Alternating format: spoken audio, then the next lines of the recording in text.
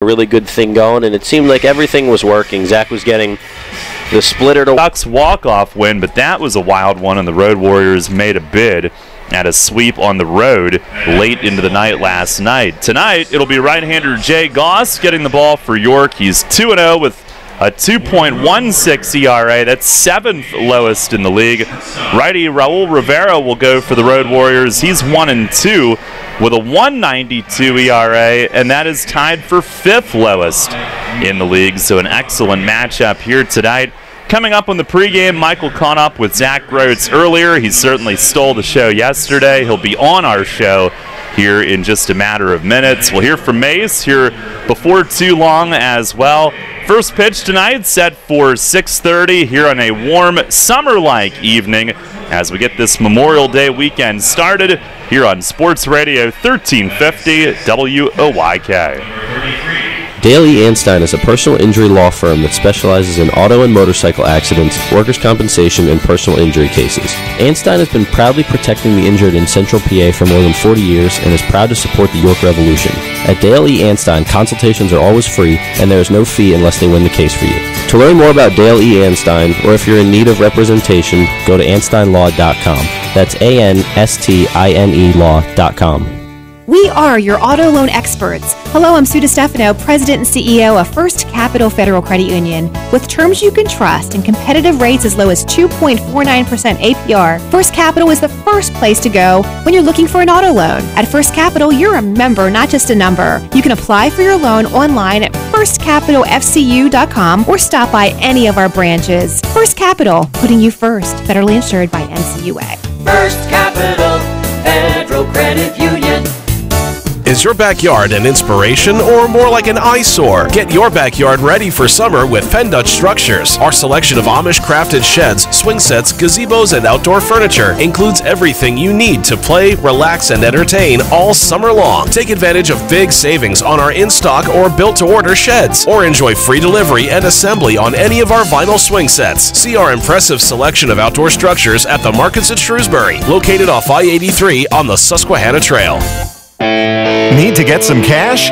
No problem. Head to Royal Farms, step up to the ATM, and get your cash for nothing, cause there is no fee. Yep, that's the way we do it at Royal Farms. Some retailers charge to use their ATMs. We don't. Our ATMs are surcharge free, so you can always get cash for nothing, cause there is no fee. Anytime at all Royal Farms ATMs. A bank or credit card fee may apply.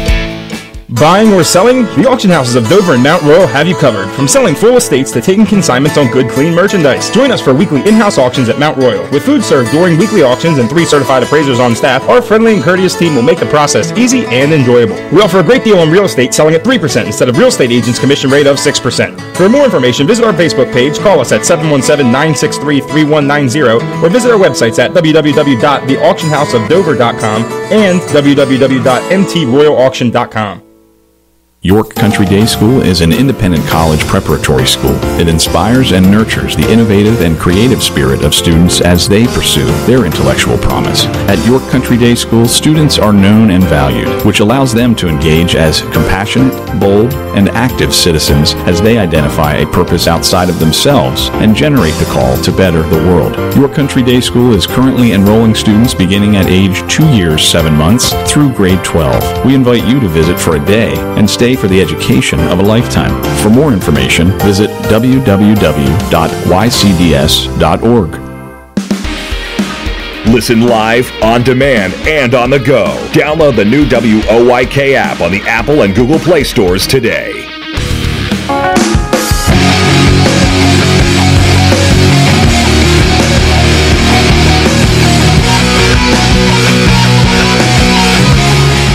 Back here on the pregame show, Michael Mark Antonini with yesterday's starting pitcher, Zach Groats. Zach, 9 innings, 9 strikeouts, 6 hits scattered throughout the game, only 1 walk. How did it feel to throw a complete game shutout yesterday in Lancaster? I felt really good. Just, get the team back rolling again, getting a dub out of there. And, we play Lancaster so much that, I just really wanted to beat them yesterday, so I wanted to give everything that I could to just help get a W. Yeah, you had a handful of career highs across the board yesterday, but at any level, have you ever thrown a complete game shutout? thinking back to the Little League days? I don't really know, because it's been a while since I've kind of been a main kind of like a starter role. Usually I've been in the bullpen, and then every once in a while make a spot starter, transition into starting. So no, not that I can remember. How's the arm feeling today? Yeah, it's all right. Not too bad. We'll see how day 2 is usually worse for me, so we'll see how tomorrow feels. But I'll go in there and get some work in with Chong and just start getting everything to flush out.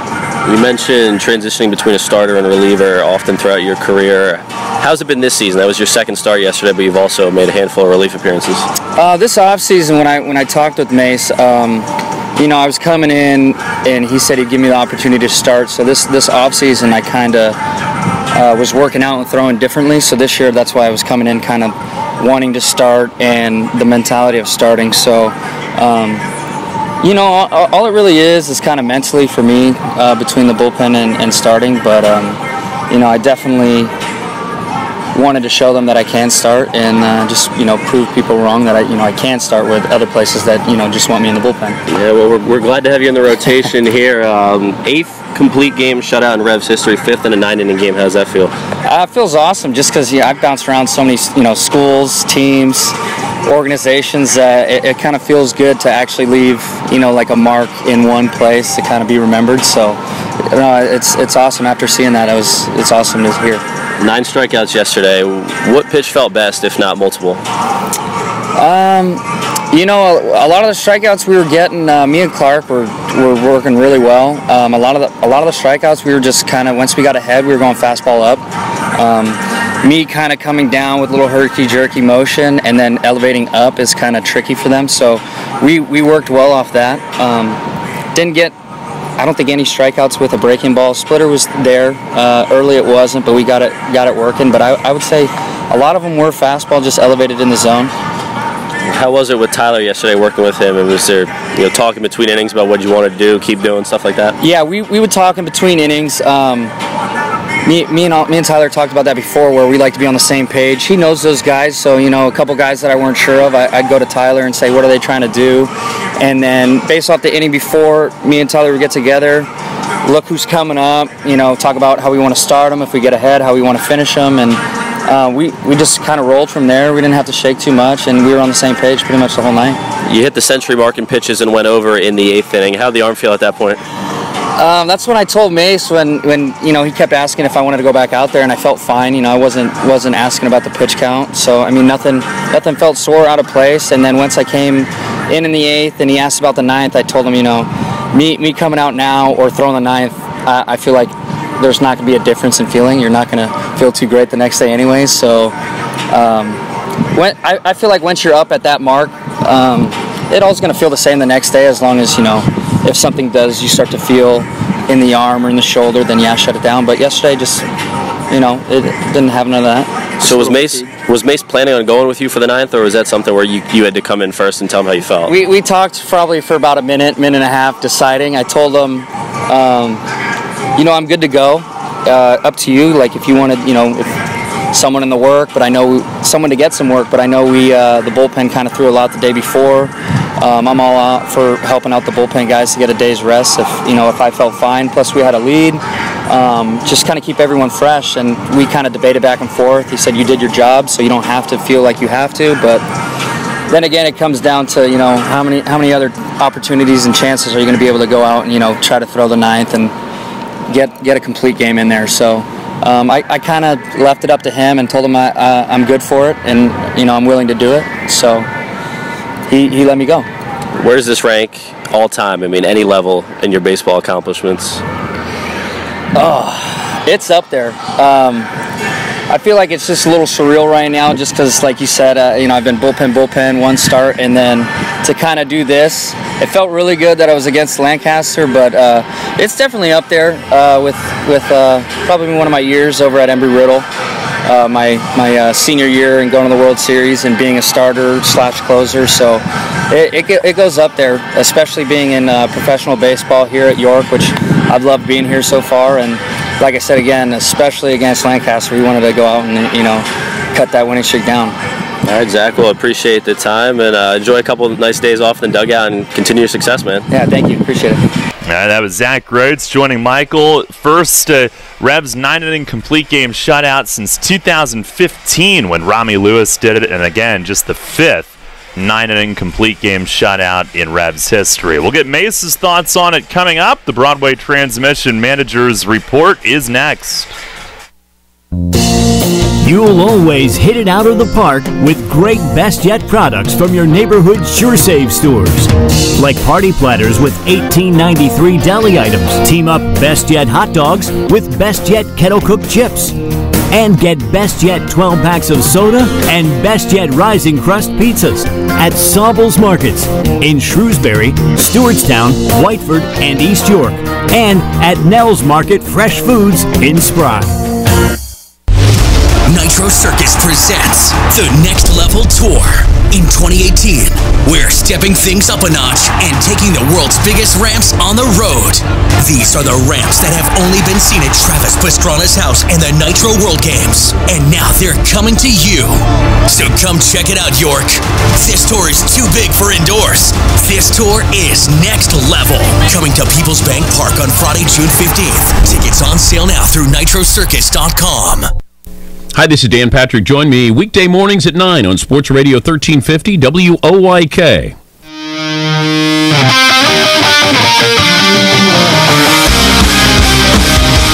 Fans, it's time to go inside the clubhouse for all the latest on your Atlantic League champion York Revolution and tonight's matchup. It's time for the Broadway Transmission Manager's Report. Now, here's the manager of the Revs, Mark Mason. All right, Mace, well, tremendous game yesterday to salvage the finale and to end Lancaster's streak as well. And Zach Rhodes, only the 5th time in Revs history that a starter has gone 9 innings in a complete game shutout. Previous career high was 6 innings. So how did he get to 9 innings? What was that process like with you yesterday? And was the pitch count ever any type of concern for you or him?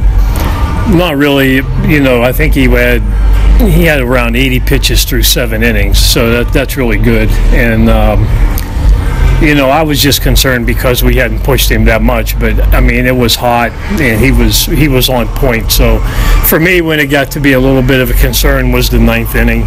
He and I talked after every inning from probably like the 6th on, just making sure he felt okay.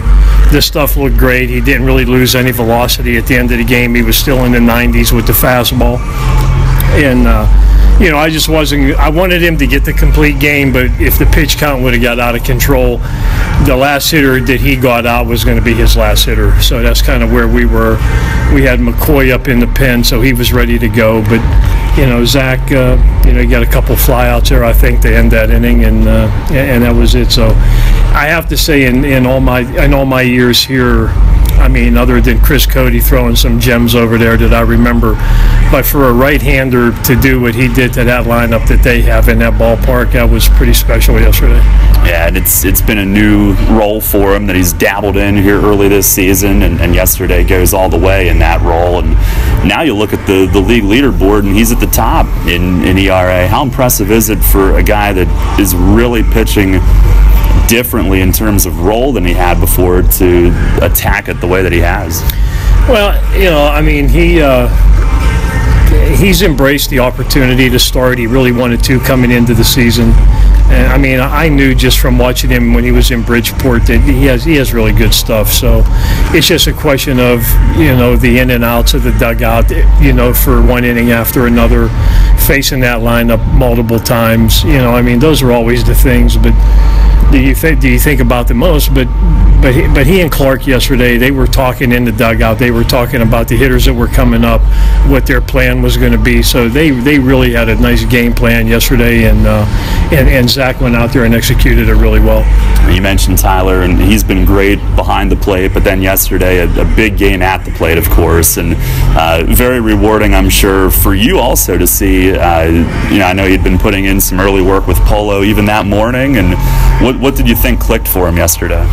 Yeah, I just think he kind of relaxed, and he changed a couple things mechanically, and I mean, Polo worked with him. I know he was working really hard in a cage here yesterday before the game, just trying to work on some stuff. And when we get outside, he's been working on stuff too. But I know he really worked hard yesterday, and just baseball's a crazy game. He hit one 400 and some feet, then he hit one 40 feet, and he ended up getting 2 hits on both balls. So it's just a crazy game. But it's good to see guys get rewarded. That have been struggling a little bit offensively or pitching wise or whatever it might be, and they put in the work in and they get some results that are positive. So that's a good thing. Well, the whole bottom of your order yesterday was on base pretty much every time, and Ruby was another one, 4 for 4. And I know despite the slow start, I mean, you know what he's capable of doing, and if the law of averages is anything, he's going to get really hot based on the start, right? Well, that's true. If that is a factor, but and the thing that was most impressive, I thought yesterday was he used the bunt. We used the bunt to get a run in, and he also got a base hit out of that. He hit the left-handed pitching. He got base hits off left-handed pitching, which is something he really hadn't done pretty much all year. So he's been working really hard too at changing some things, and sometimes it takes a little while, but hopefully now we can build on some of the stuff that happened yesterday and keep going. Well, tonight you get the Road Warriors coming in, their second visit, and a strange lifestyle, but a strange first month they've had. They had that long losing streak, but then they go to Long Island and put up some runs and win the first 2 and almost last night as well. And I know, having seen them, they're going to play hard. Oh, you know that. I mean, they have. They have Ellie and Raffy over there. I mean, they're going to keep it fun for those guys, and they're going to expect their guys to play hard, and they will. I mean, you don't sign on for that, for that tour of duty right there, if you don't love the game. I managed a traveling team back in 2005, so I mean, I understand what they're going through. But if you have the right bunch of guys and they just want an opportunity to play, they're going to try to take advantage of it every night, and everybody in this league has to be aware of that. You just can't look at them and pencil in wins. I mean, they beat us 2 out of 3 the first time here, and swept us in that doubleheader. So I mean, that left a bad taste in our mouth too, because we think we're better than getting swept in a doubleheader. But I mean, that's what it was, and now we'll see what happens this series. Nice. Thanks a lot. Good luck tonight. Thank you.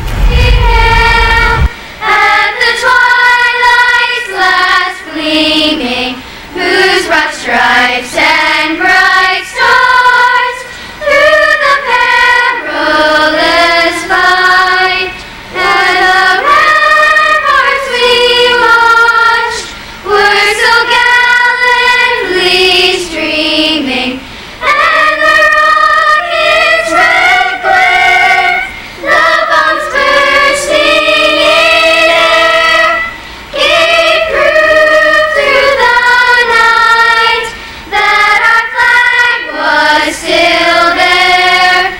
Oh, say does that star-spangled banner yet wave o'er the land of the free and the home of the brave?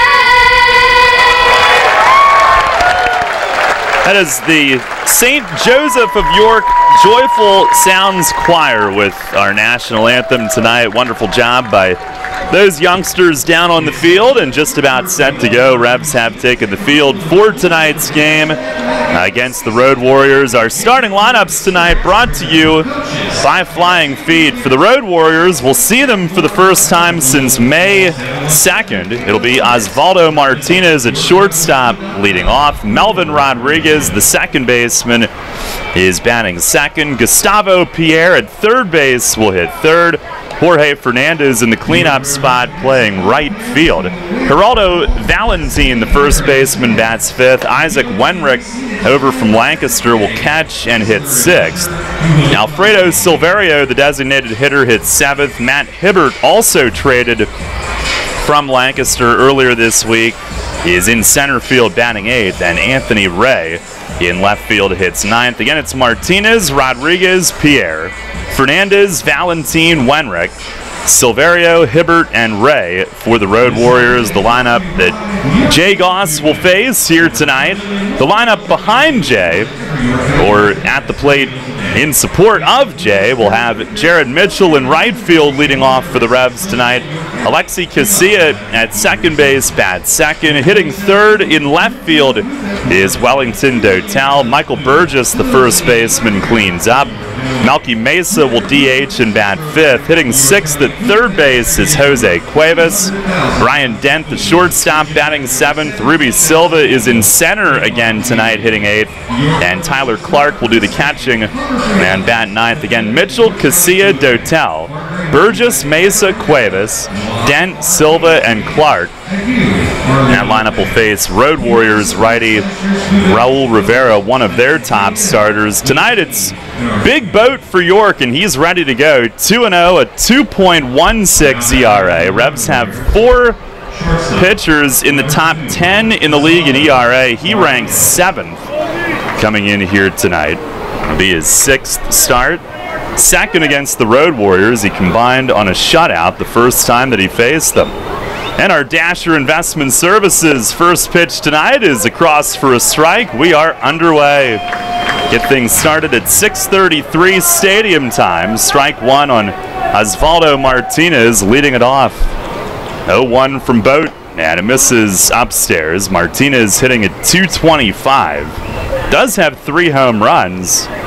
Road Warriors as a team hitting 230, averaging just 3 runs per game. Pitch, and that's across for a strike. Went off speed to him and jumps ahead. And they did score some runs in that series at Long Island. Won the first 2, but lost 9-8, a wild one last night. The pitch, and a chopper down to third. One giant hop to Cuevas. He sets, he fires it across, 1 away. And that's how our game begins tonight. A ground out from Jay Goss, 1 down. Good start for both there. Get a ground ball, and that's how you want to start things off. Get the leadoff man out. Jay's been really good with retiring the leadoff batter this season, not just to start a game, but in innings following. And now Melvin Rodriguez will stand in. Rodriguez hitting at 242, left-hand batter. The second baseman with Martinez in their double play combo. He watches a first one a little low. Our plate ump tonight, Joe Del Balso. Scott Hart at first, Tim McCaffrey at third. Tim was at Long Island earlier in the week. It's the 1-0. And a swing, a high chop off the dirt to second. Waiting back, Casilla, gloves and guns, and he got him at first. A high chopping ground ball, had to sit back and wait for it. But he handles it, and 2 groundouts beaten right into the ground as Goss gets his first 2 hitters tonight. Our weather brought to you by Heritage Lawn and Landscape Care. No chance of rain tonight. It's perfectly sunny. Feels like summer. 89 on the stadium board. Our otherwise listing is 84 degrees as Gustavo Pierre takes strike one. Pierre's been maybe their best overall hitter, 302 with 4 home runs. Top 5 in the league in homers. The pitch, and he swings and misses, fishing for one. He's 5th in the league in total hits with 29. Revs are in the alternate black with the silver lettering tonight. Road Warriors are in their red jersey tops with the gray pants.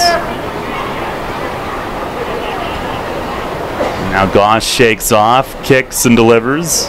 And a breaking ball popped him up. Burgess at first into foul ground. He'll have plenty of room by the coach's box. Puts it away. 1, 2, 3. Top of the first inning for Jay Goss. He mows through the first half of play here tonight. At the end of a half inning, it's the Road Warriors nothing and the Revs coming up. Are you one of the many people that has a 401k that is eligible to roll over, but you just haven't done it yet? Maybe you're not sure where was the best place to put it. I'm Tom Dasher of Tom Dasher Investment Services. I specialize in helping you getting your 401k and IRA money parked in the best place for you. So if you haven't rolled your 401k yet, or if you're not satisfied with your IRA, call me for a consultation at 487-2096. That's 487-2096. And check out my website at tomdasher.com. Sports injury? Walk into WellSpan Urgent Orthopedics for immediate care. No appointment is ever needed. Our orthopedic and sports medicine specialists are here to treat you. Visit wellspan.org/urgent orthopedics today for hours at our York and Hanover locations. There's a lot of talk out there about good health care. We all want a good plan. But step outside and take a good look at all those beautiful trees and shrubs in your yard. Do you have a plan to maintain their good health? Heritage Lawn and Landscape Care has a veteran staff of 12 fully licensed and trained tree health care professionals to rely on, including 10 certified arborists and 3 PA certified horticulturalists. So don't let your trees and shrubs fend for themselves against Mother Nature. Visit heritagelawnandlandscape.com and get world-class care right in your backyard. The revolution plays here. Play ball! The new Sports Radio 1350.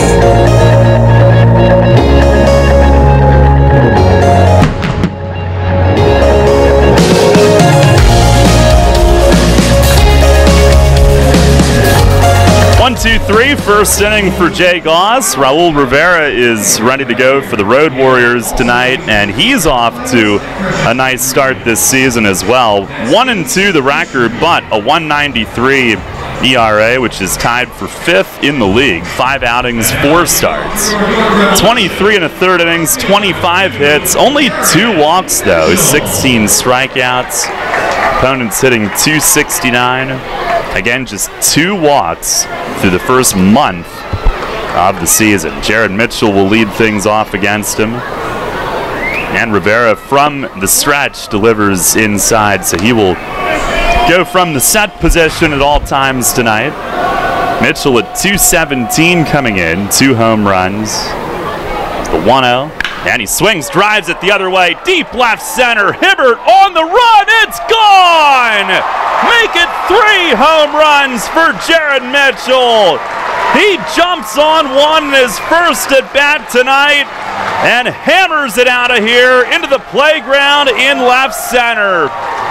His second leadoff home run to start a game this season, and 1 batter in, the Revs have a 1-0 lead. That ball was smoked, and I love the opposite field approach, being able to drive that ball to the gap, the opposite field, and that ball off the bat, you knew it was going to at least have a chance. That ball was crushed, and Jared's been working on a lot of stuff. That's got to feel good for him. Here's Alexi now. He takes a fastball in the inner half for a strike. Only the second home run allowed by Rivera. And it is hitting weather tonight. Here's the pitch. And that misses down and in. Mitchell didn't need any hitting conditions for that. That was squared up on the 1-1. And that misses down and in. Casilla coming in at .292. A little bit of a slow stretch for him of late, trying to get hot again. Pitch to him. He swings, lines one, right field. That's going to get down in front of Fernandez coming in. He'll play it on a hop. And the Revs' first 2 hitters tonight, a home run and a single. And Michael, certainly you hope that coming back home, the offense would hit its stride. Yesterday was a good start, though, on the road with 14 hits. It's good to see the offense potentially already hitting their stride. A 14-hit performance yesterday was great to see, because it was a day where they easily could have gotten complacent at the plate. Day game after a night game, tired, and knowing Zach Rhodes was dealing, didn't need a ton of run support, but they kept firing away and pounding. Now throw over, Casilla dives back, Dotel the hitter, and Zach Wilson had been quite ill earlier this week. They sent him home Wednesday. This will be his 3rd straight game off. He is available on the bench, but Dotel will hit in that 3rd spot tonight. He's been all over the middle portions of the lineup. He even had a game batting 2nd the other day. First pitch, he takes a look at a strike, a cutter. It is Star Wars night tonight, by the way. Can't even say that they photoshopped anything for Dotel on the board. It's just one of the... what is that? I don't even know what that is. It's the 0-1, and it misses down and away. Some kind of robot type thing. Yeah, my knowledge of tonight's particular theme is not great, but And then we had a furry thing down in the field. It's the pitch, and a breaking ball misses outside, 2-1. Doug is dressed like a furry thing. Doug's having fun tonight. He's in full getup. Throw to first, Casilla back standing. I guess Chewbacca is what was on the field pregame. 2-1, and a fastball missed a little high. It was pretty interesting to see that on a baseball field, though. Caught me a little off guard. And I did see Joe Dahl taking pictures of Revs players with those creatures, so if you follow us on Facebook, you'll probably see that in the gallery. Here's a swing and a chopper to short, and Martinez has to wait back. Goes to second for one. The turn to first is late. Osvaldo Martinez, he thought about coming in initially, and then reading the hop, realized he had to sit back for the big bounce. Did flip to second in plenty of time there, but Dotel able to leg out that slowly developing chop and turn. It's a fielder's choice. And he's on at 1 out for Michael Burgess. Burgess Sr., that is, hitting .208, 4 home runs, 11 driven in. Still looking for his first long ball at home. He takes a little low here, a changeup. Rivera has been consistently good, and we saw him make his first start. His first outing was in relief, took a loss. He delivers, and a foul tip back to the net. So when we saw him May 2nd, didn't know much about him. He was 0-1 with literally a third of an inning to his name for the season, but he went 6 innings against York, 1 run on just 4 hits in game 1 of a day-night doubleheader. He fires, and a swing and a miss. Runner going, throw to second, and Martinez snaps the tag down on Dotel's leg. Wellington sliding in hard as the throw was arriving. He stood there looking bothered at the out call, but he's rung up 2 down. That was close play. Wellington thinks he got his foot in. I think he might have gotten his foot in. The tag was in his chest area, and he might have snuck the foot on the base, but the umpire, where he was, I think saw the tag. But either way, a close play. Tough to argue. Now 1-2 to Burgess. It slides down and in. The base is empty. Revs do lead at 1-0 on the Jared Mitchell leadoff home run.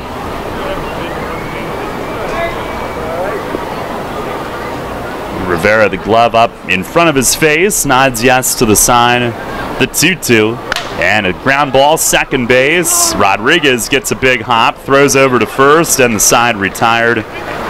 But the Revs jump on top early tonight. Jared Mitchell's 3rd home run, his 2nd leadoff home run to start a game. 2 hits, nobody left. We go to the 2nd inning. It's 1-0 York. We were with you when you were struggling with the challenges of being a young athlete, before the challenges of keeping fit while working 9 to 5, and long before Pilates and Zumba were even a thing. Flying Feet. Flying Feet Sport Shoes outfitted you as a young athlete. When you slipped into a new sport practically every season, you learned a lot, and you grew strong. Now that you're an adult, why stop?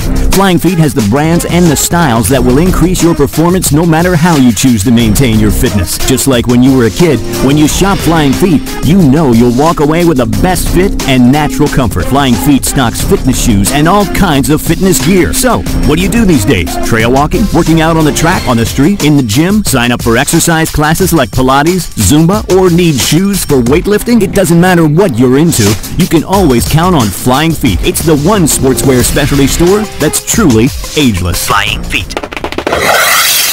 Flying Feet Sport Shoes, 1511 Melrose Avenue, York, just off exit 18 of I-83. Remember when an app was listen only? Oh yeah, that was kind of us, wasn't it? Well, we have a new app. Download the new WOYK app on the Apple and Google Play stores and take Sports Radio 1350 on the go like never before. Listen on the go like always, and now get easier access to archived games and programs on demand. Watch WOYK game broadcasts on YouTube and so much more. Search the new WOYK on the Apple and Google Play stores and download today. It's not just an app, it's a lifestyle. Sports Radio 1350. First in York, first in sports. The Baltimore Baseball Show with Dan Connolly, right here on Sports Radio 1350 WOYK, York.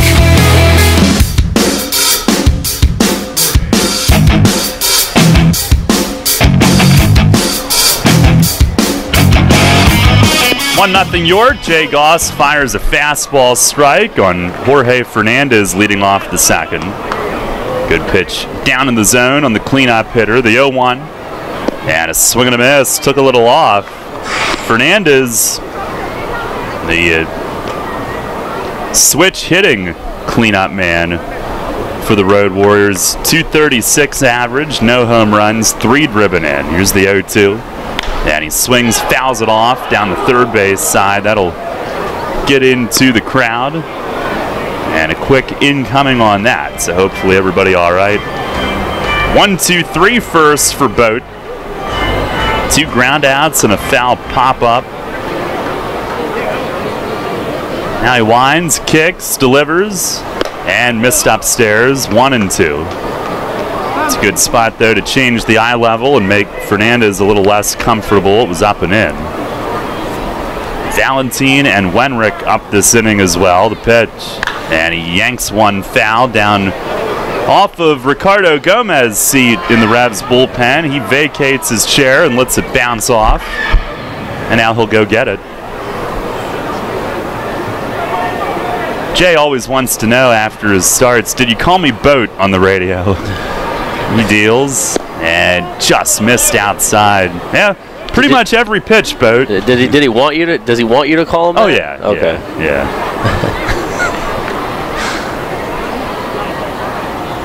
Said, yeah. Was it a game and were you in it?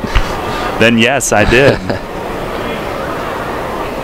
Now nods yes. Here's the kick, the 2-2, and tried to backdoor a slider, but it dipped low. So full count on Fernandez leading things off. Hey, unlike this section, we come to all the games. Here's the payoff pitch. And a swing and a bouncer foul down to the first base coach's area. Goss's overall numbers coming in, 25 innings, only 17 hits, and only 5 walks. So fewer than 1 full base runner per inning on the old whip. 5 walks, 20 strikeouts. He fires, and a ground ball skidding to first. Burgess backhands it neatly right along the line. He'll take it to the bag unassisted. He was playing near the line with the lefty up, and Fernandez had been pulling it foul. And Goss has retired his first 4 of the night. First baseman, number 23, Opponents have hit just 195 off Jay coming in.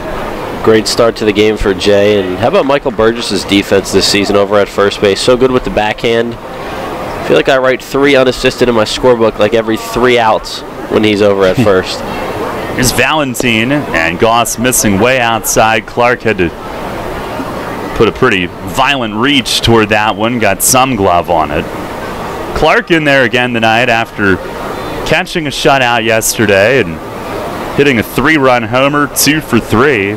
And he's done a great job behind the plate. Here's the 1-0.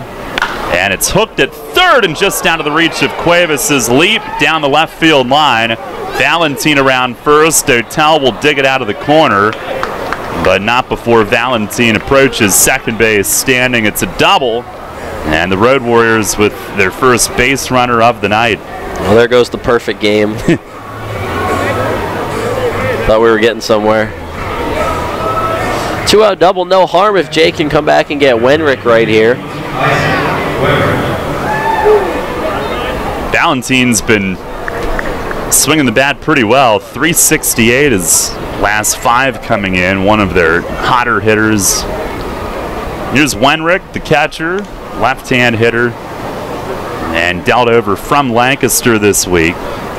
First offering, he looks at a fastball just inside. Wenrick hitting 182, 4 for 22 in 10 total games. 3 of those with the Road Warriors. He's 2 for 10 since joining the team. On the 1-0, swing and a miss, a changeup from Goss. Wenrick, the one who had the heart attack while giving a lesson to a young ball player. And that youth ball player called 911, saved his life. Here's the pitch. And a fastball. It's a called strike. Outside corner at the knees. It's a truly incredible story.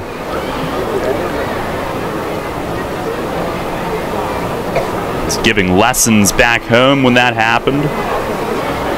Goss checks second, the 1-2, and he misses in the dirt. Clark stays in front of it.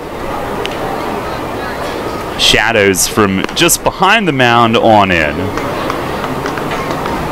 It is one of the warmer nights that we've had so far.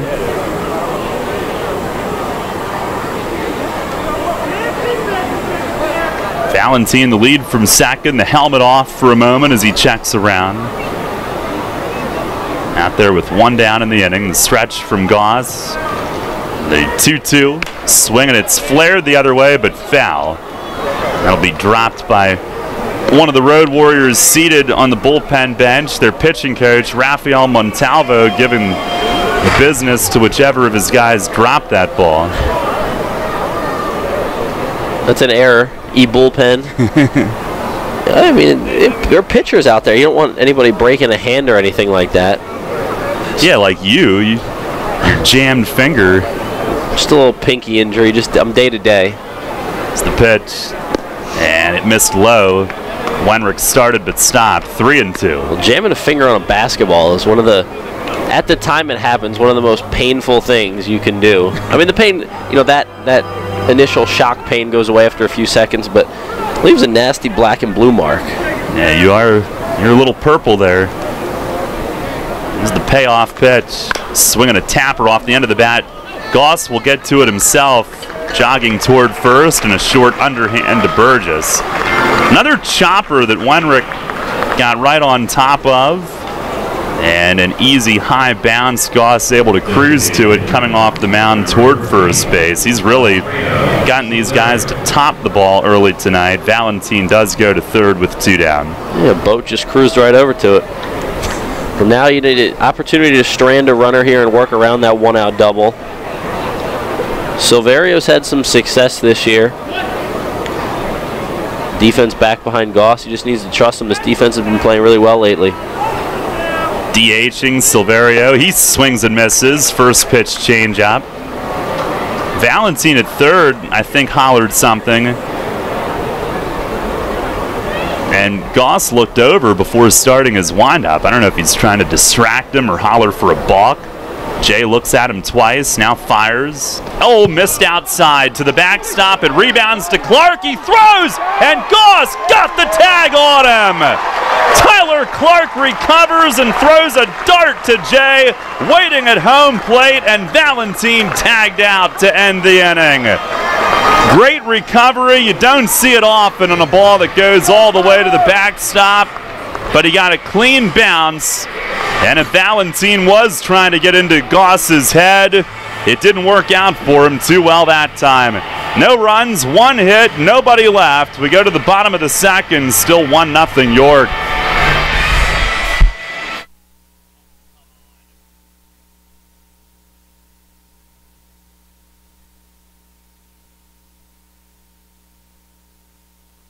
Looks like Mother Nature decided to skip spring and just turn on the heat. So we're going to do the same. This is Doug Sprankle, sales manager at York Mitsubishi. The heat is on to sell some new Mitsubishis and empty the lot. So come check out the all-new Eclipse Cross ES all-wheel drive. Lease it for just $189 a month for 36 months, 12,000 miles per year. Or the always popular Outlander Sport ES as low as $18,990. Growing families will love the 7-passenger Outlander ES. Get it for as low as $21,390. And as gas prices nose above $3 a gallon, you'll definitely want to take a look at the fuel-sipping 40-plus mile per gallon 2018 Mirage. Buy it for just $11,990. Plus, as always, we're hooking you up with an industry-leading 10-year, 100,000-mile limited powertrain warranty. The heat is on at York Mitsubishi, around the corner of Route 30 and Roosevelt Avenue, York, where Mitsubishis always cost less. Come check us out at YorkMitsubishi.com. $39.99 down plus first payment and security deposit. Tax and tax extra. See dealer for details.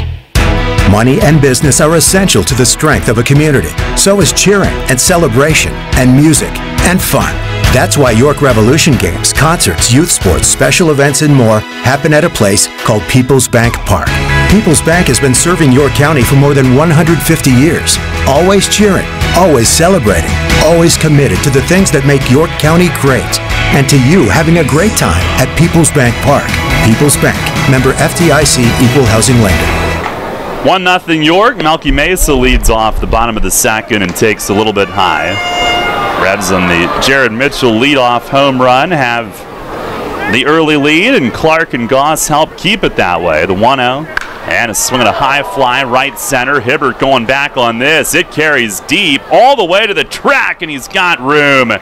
Backing up in front of the PSECU sign. He ends up with his rear end against the baseball on that sign against the wall padding, and Mesa just got under it. Another Rev driving the ball the other way into Gath. The ball's going to fly tonight, especially out to right center. I was telling you during BP, I think Melky's getting one out tonight. I think my other prediction was Dotella's going to get one. Mitchell already has one. This night's not going to end with at least 2 more home runs, in my opinion. Here's Jose Cuevas, hitting at .220 in 11 games played. First pitch is up high. I didn't disagree with you. Cuevas a ribby yesterday. He's been swinging the bat pretty well since coming back from that DL stint. Pitch to him is a called strike, outside corner. In fact, since coming back, he has swung it at a 300 clip. He swings here and lines a base hit. That's into left center. Ray coming over from left will cut it off short of the alley, but Jose Cuevas another base knock, and he lines that one right over shortstop. Revs have their 3rd hit of the night. Cuevas has been swinging the bat pretty well. Has the average up over 200, a couple multi-hit games. He's getting back into the swing of things right now. Mace talked about Cuevas the other day, said he doesn't even have 30 at-bats yet. And the point in the season where a lot of guys have almost more than double that. So it's good to get Jose back in the lineup playing every day. Here's Ryan Dent now. And Rivera to the plate. Here's a fastball for a strike. 88 on the gun on that one. Dent at .250, 3 home runs, 8 knocked in. Cuevas inches away from the bag at first. The 0-1, and it's in the dirt, blocked by Wenrick, who came up staring Cuevas back, wasn't going anywhere. Revs back on May 1st behind Big Boat. They shut out the Road Warriors 6-0, but then were swept in a doubleheader the next day. They are 1-2 against this team coming in. A 1-1 and a breaking ball. It's a called strike. The Road Warriors, after a pretty respectable start, had lost 12 in a row, including one of those series being at Long Island.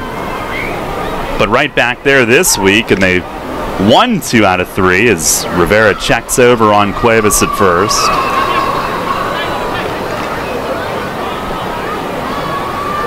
Revs, meanwhile, have been a little bit streaky, but hoping to start streaking upward in the standings. Pitch to Dent is scalded to center field. That's going to get down for a hit. Played on a hop by Hibbert, and he'll toss into the shortstop Martinez.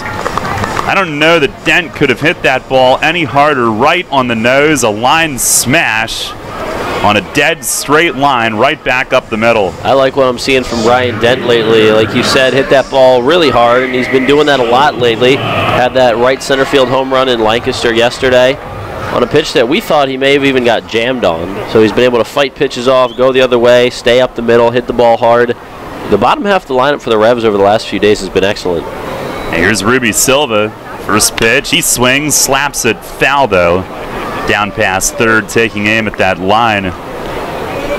Pierre a little bit off that line at third base. Silva, a big part of that bottom of the order production, and yesterday 4 for 4, including a squeeze bunt to bring home the game's first run.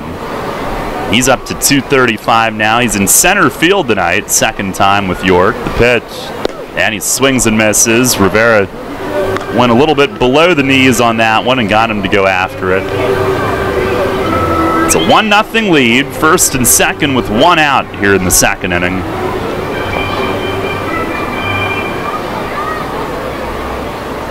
Silva nice and loose with the hands, waving the bat back and forth. The stretch, the 0-2, and he reached for it in the dirt. A strikeout swinging. Wenrick a clean block in front. And the first strikeout of the night for Rivera, 2 outs in the inning. Big out right there for Rivera. Came with a couple pitches low in the zone. Tyler Clark, though, swinging a hot bat. Up with 2 outs, a chance to help the Revs tack onto this lead. He sure is. He put in some early work with Polo yesterday, and boy, did it pay off. First pitch to him, breaking ball sits high. How early are we talking? I mean, the bus got there 8:45. Well, you were on that. I wasn't. Yeah, I was on the bus. Clark and Polo weren't on the bus. Oh, maybe it was... They sleep there? Earlier than we thought, maybe. Clark has some Lancaster ties. Maybe they... Here's a fastball up high. He lays off that. 2-0. Maybe they stayed at a friend of Clark's or something. He knows the area. Yeah. Get in before anybody else can claim the cage. Now, he was on base 3 times. Big 3-run homer. Also an infield hit. 2-0. And that floats outside, a changeup. I hit the home run right-handed yesterday. Here tonight, batting left to start things off. The switch hitter is Rivera. 3-0. It's a fastball strike. 89 on the inner corner. Clark in 11 games, 9 starts.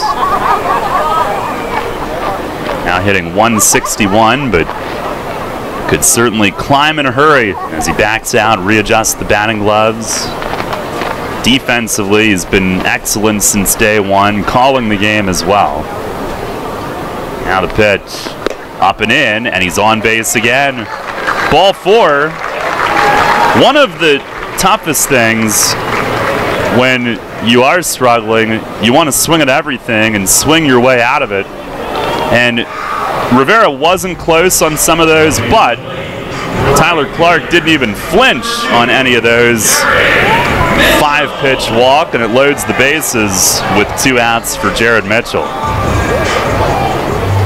That tells you he's seeing the ball better, feeling more comfortable and relaxed, and he's on base again. Now here's Mitchell, who led off the game with a home run to left center.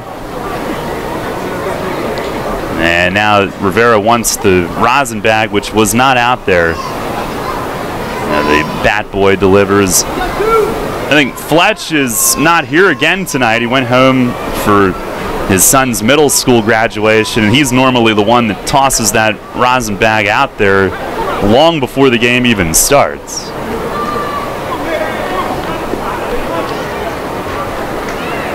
So Mitchell with the bases loaded this time. It's 1-0 on his bat. First pitch here is down low. Wenrick blocks it and makes sure that Cuevas isn't coming from third. He stares him down. Cuevas at third. He's singled. Dent at second. Same. Clark on at first on the walk. Mitchell tripled off Rivera back on May 2nd. As Rivera steps off. Revs only had 4 hits off him that day.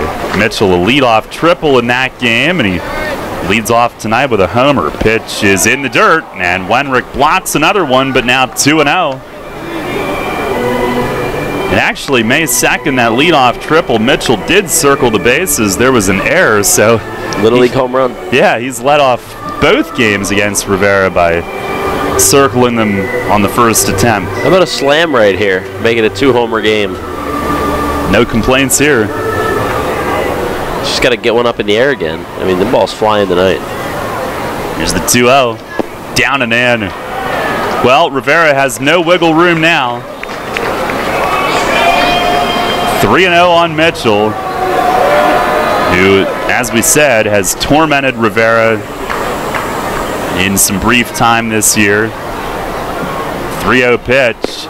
Missed inside. Walks in a run. It's 2-0 York. And Mitchell has driven in both. One by way of hitting it almost 400 feet. And one by patiently standing there and letting the pitcher miss his second straight walk. One loaded the bases. This one forces the run in. And coming in, he had only walked 2 in 23 1/3. Here's Casilla. First one is inside. That missed. A chance to break this thing open early. Alexi gets a base hit, finds a gap, 2 or 3 score, and this could easily be a 4 or 5-0 game just like that. 1-0. That's down and in, and he keeps missing primarily to that side. So Montalvo, the pitching coach, will call time and try to get his pitchers straightened out.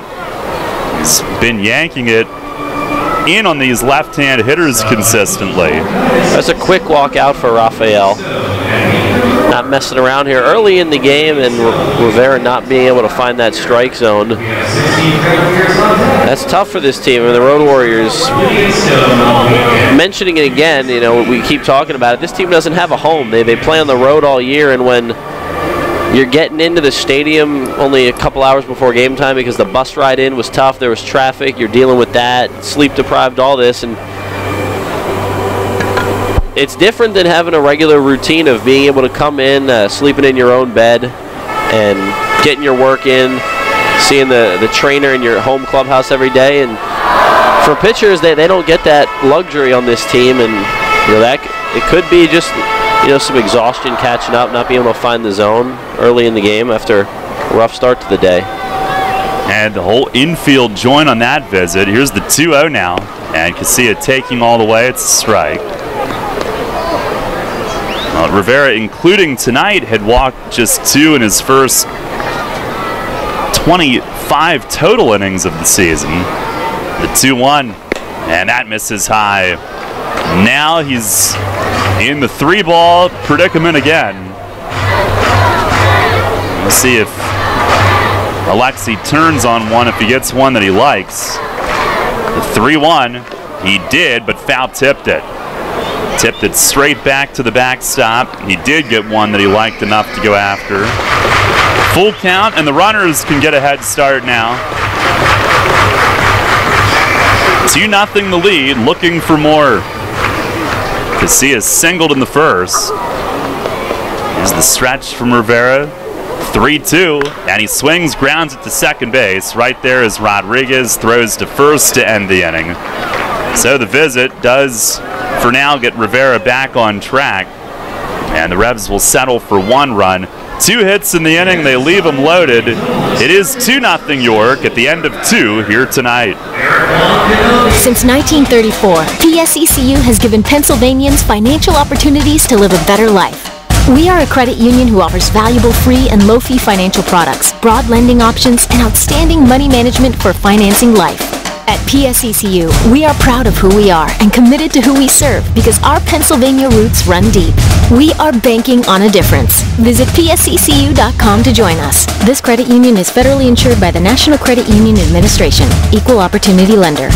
The York Revolution Superhero Night is, well, super. It's all happening Saturday, June 9th. An eco-friendly tote bag giveaway presented by York County Solid Waste Authority. High-flying stunt performances by Ex-Pogo. And, of course, your favorite comic book superheroes live and in person. And it's a Saturday at PeoplesBank Park. That means post-game inside the park fireworks presented by Mid-Atlantic Industrial Equipment. Superhero Night, Saturday, June 9th. Tickets at YorkRevolution.com or 717-801-HITS. Smith, Mayer & Little is a holistic wealth management group with one product, advice. We aim to simplify our clients' lives, help them retire comfortably, and build lasting legacies for their families and the causes they care about. Our purpose is simple, to make a meaningful difference in the lives of our clients, our community, and the world in which we live with the advice we provide. Smith, Mayer & Little, a wealth of knowledge about wealth. We make our living by making a difference. Visit us at financialjava.com. Janney Montgomery Scott LLC, member NYSE, FINRA, and SIPC. You're on the home of the Atlantic League champion York Revolution. Sports Radio 1350 WOYK, York.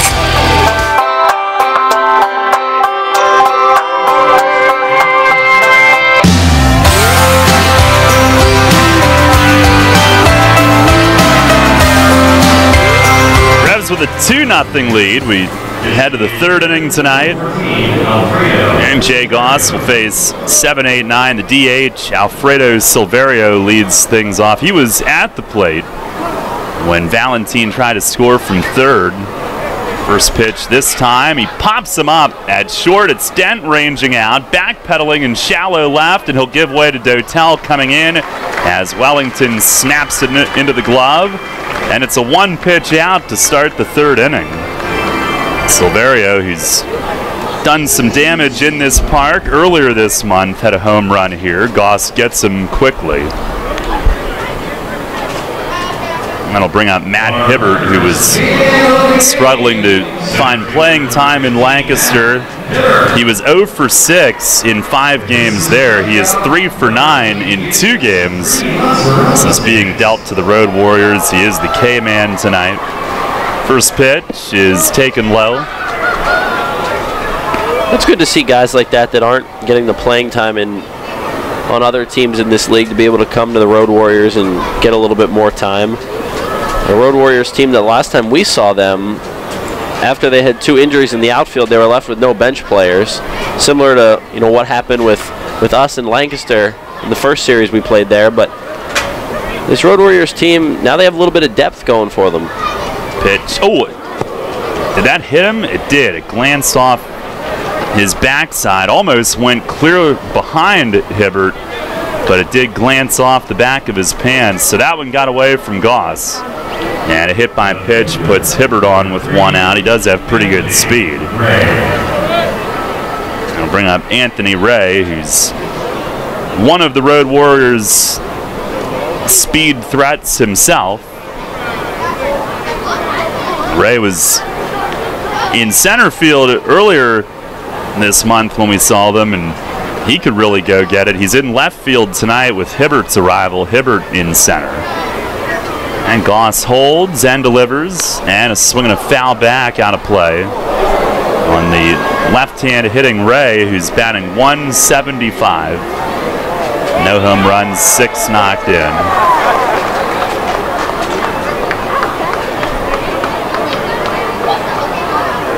Our York Mitsubishi out-of-town scoreboard tonight. Lancaster opens a series at Southern Maryland. Long set, 0-1, and it misses down and away. Get you some score updates here.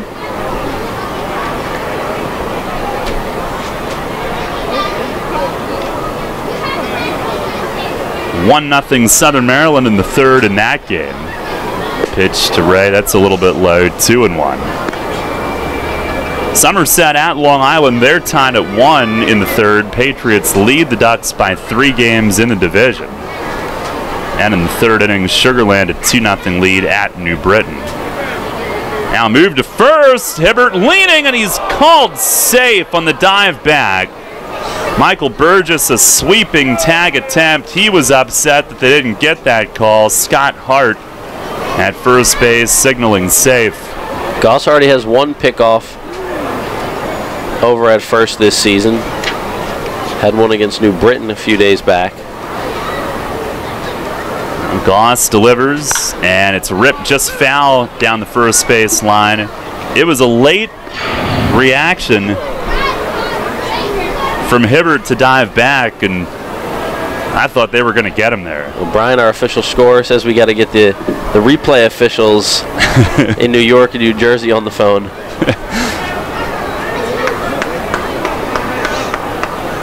That wouldn't help pace of play here. No. Be on the phone a lot. Now move to first. Hibbert dive this time close again, but did get the hand in. He may not want to get much more than what he has in that lead. Goss just about has him erased over there.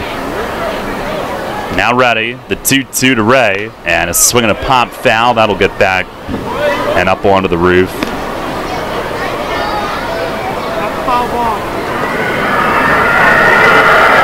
2-0 Revs lead here in the top of the third tonight. Fireworks tonight and tomorrow. Tonight is rescheduled after a previous rainout. Again, Burgess holds Hibbert, stretch. And Goss back home with it. Backdoor slider missed low. And the count goes full. You might see Hibbert run here. Speed at the plate, speed on the bases. Road Warriors down 2. Not a bad idea to try to put the runner in motion. And he goes, payoff pitch is line to right. Mitchell coming in, he's got it, and he's got a double play right in front of him.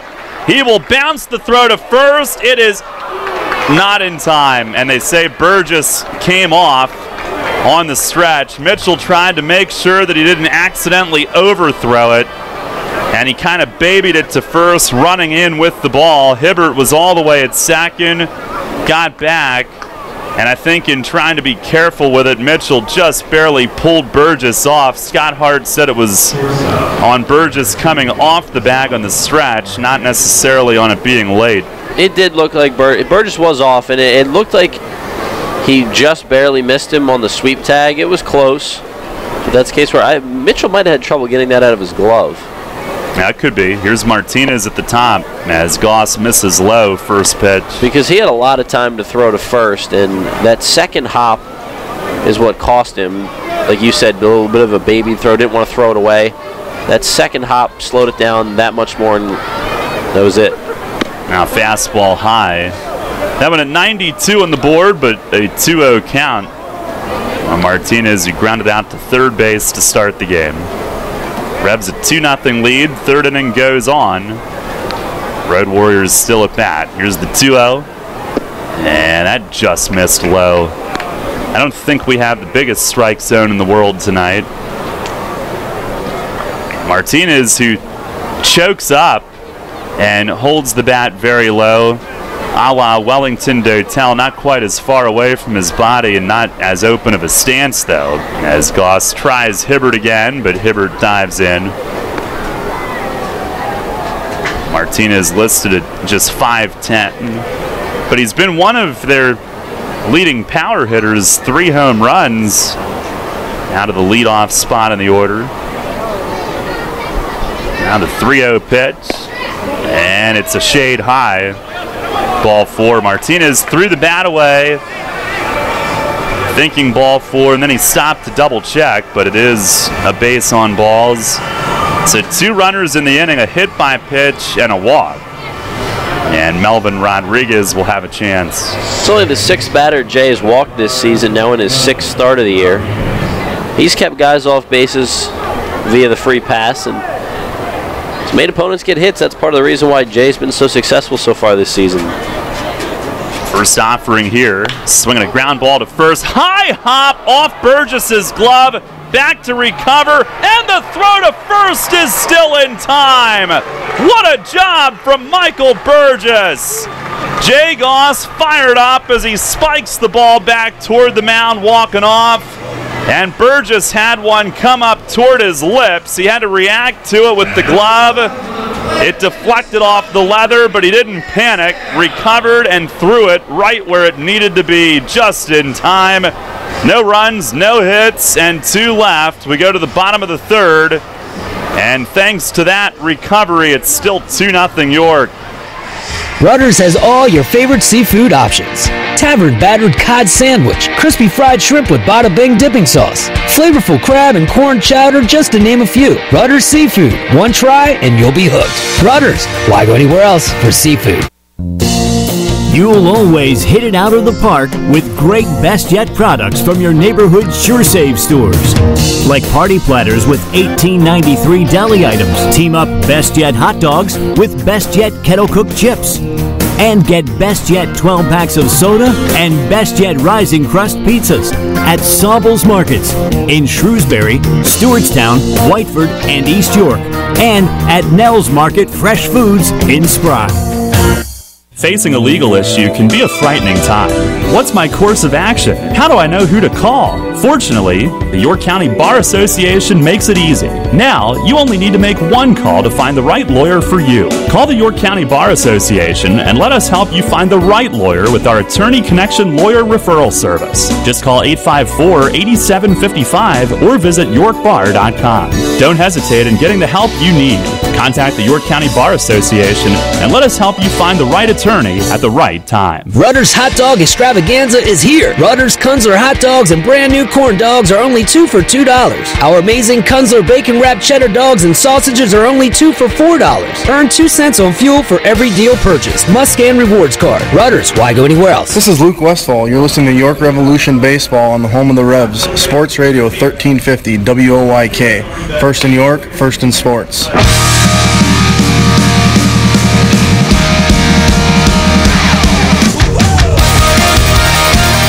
2-0 York. Wellington Dotel leads off the home 30. Shows a bunt, takes a strike from Raul Rivera. Dotel, Burgess, and Mesa, 3-4-5 due up. That was the 44th pitch from Rivera tonight. Next one is cut on and missed. Breaking ball, foul tipped into the mid. When we saw him here back on May 2nd, he was very efficient. Went 6 innings in that one. It was the 0-2.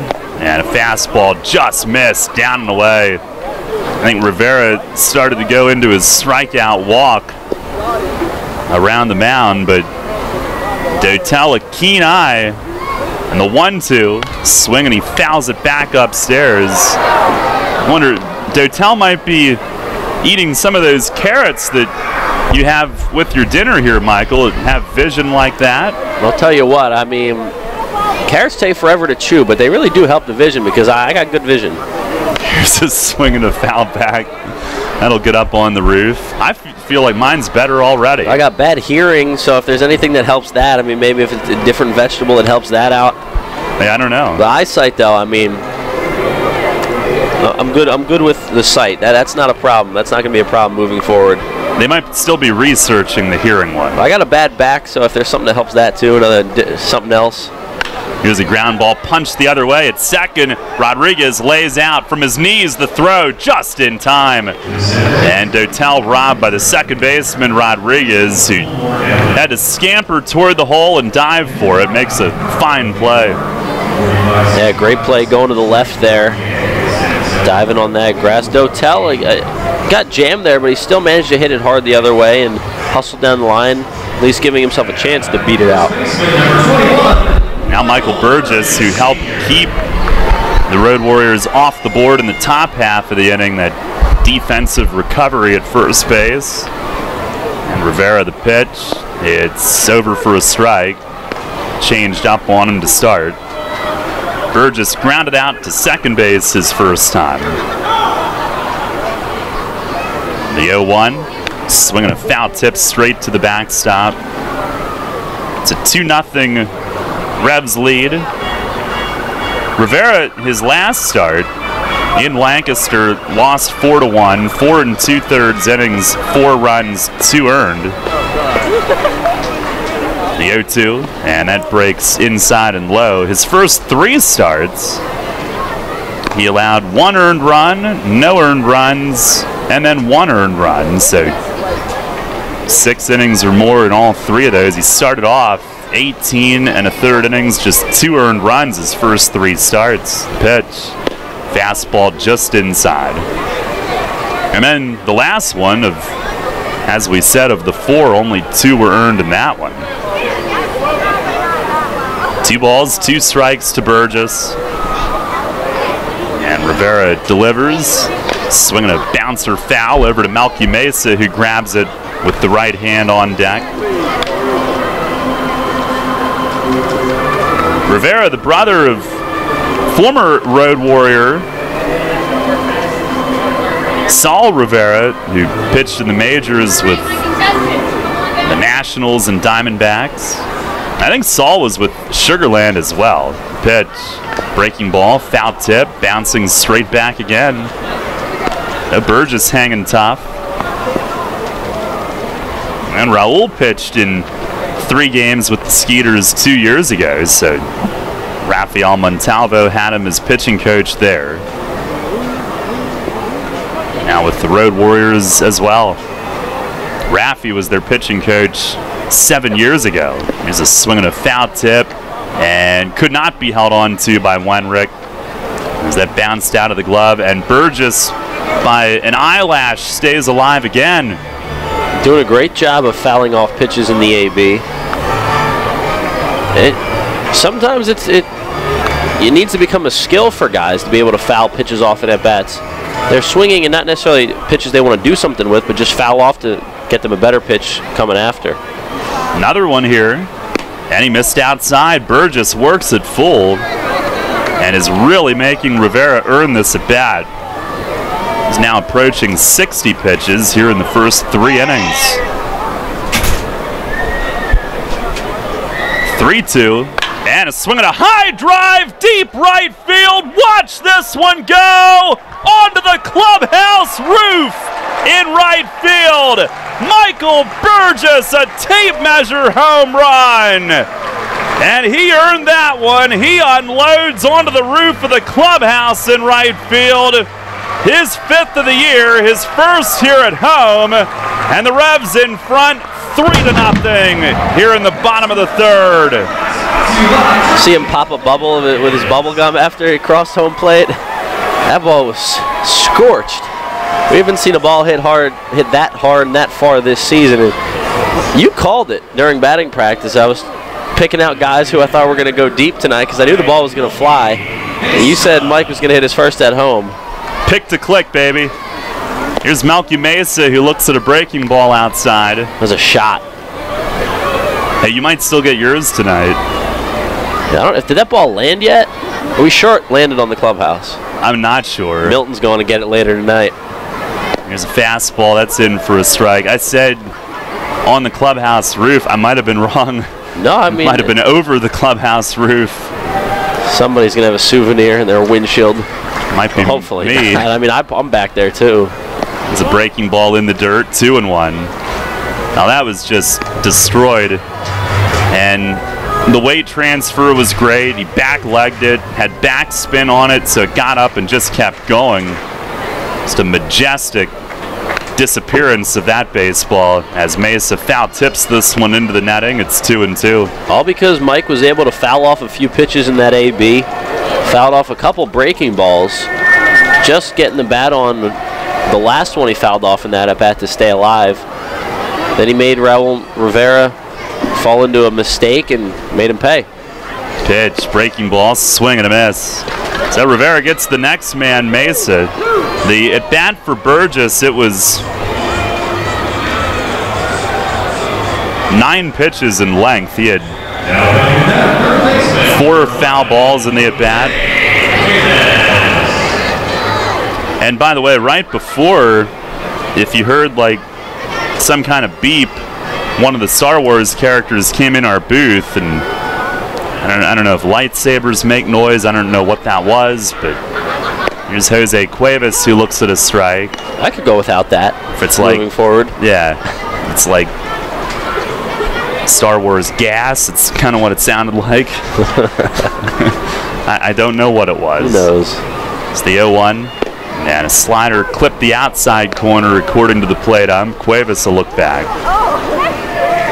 He singled and scored last inning. 3-0 now in favor of the Revs. Rivera, the 0-2. And a swing and a pop foul toward the Revs bullpen. It'll carry back over it off a step in between sections 2 and 3, and it rebounds all the way to first base. Cuevas in battle mode. And Rivera is now approaching 70 pitches the first 3 innings. The next one will be his 67th. And here it is. Breaking ball pulled on the ground at short, and Martinez up with it cleanly. Long throw in the dirt, and Valentin can't hold it. Backhand attempt. And it squirts free. It's a throwing error on Martinez, the shortstop, who sort of olayed the ball, but had plenty of time to throw, and dumped it in the dirt. Cuevas was hustling all the way there.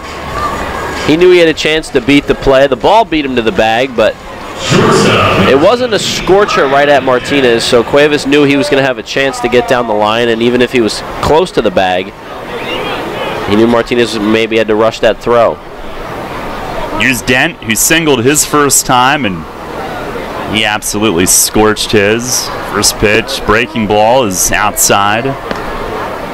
The Revs with 5 hits off Rivera, 2 walks, and now an error behind him. The Road Warriors league high 29th. It's the 1-0, and a ground ball off the end of the bat toward the middle. Martinez another chance, and he fires to first and got him by a step. And Martinez got redemption, moving way to his left up the middle, and handles this one to end the inning. But Michael Burgess just lost a baseball toward East York. His 5th home run of the year. 1 run, 1 hit, 1 error, 1 left. Headed to the 4th, Michael with the play-by-play. Revs with a 3-0 lead.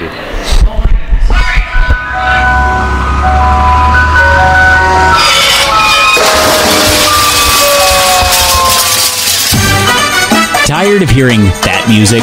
Especially when you already have that same ice cream in your freezer. Try something new and amazing with tropical shaved ice. On Monday morning after the big company event, do you want the buzz down the hall to be, how awesome was this year's company picnic? Then crush boredom and bring on Kona Ice with over 32,000 flavor combinations. This is not your typical lackluster snow cone. Their flavors are bold and delicious. Fuzzy Navel, Margarita, Blue Hawaiian. Kona Ice is dairy-free, gluten-free, and they even offer flavors that are sugar and dye-free. No party is too big or too small. They can serve up to 1,000 people per hour. They have party packages starting as low as $100. To add more excitement to your next event, find them online.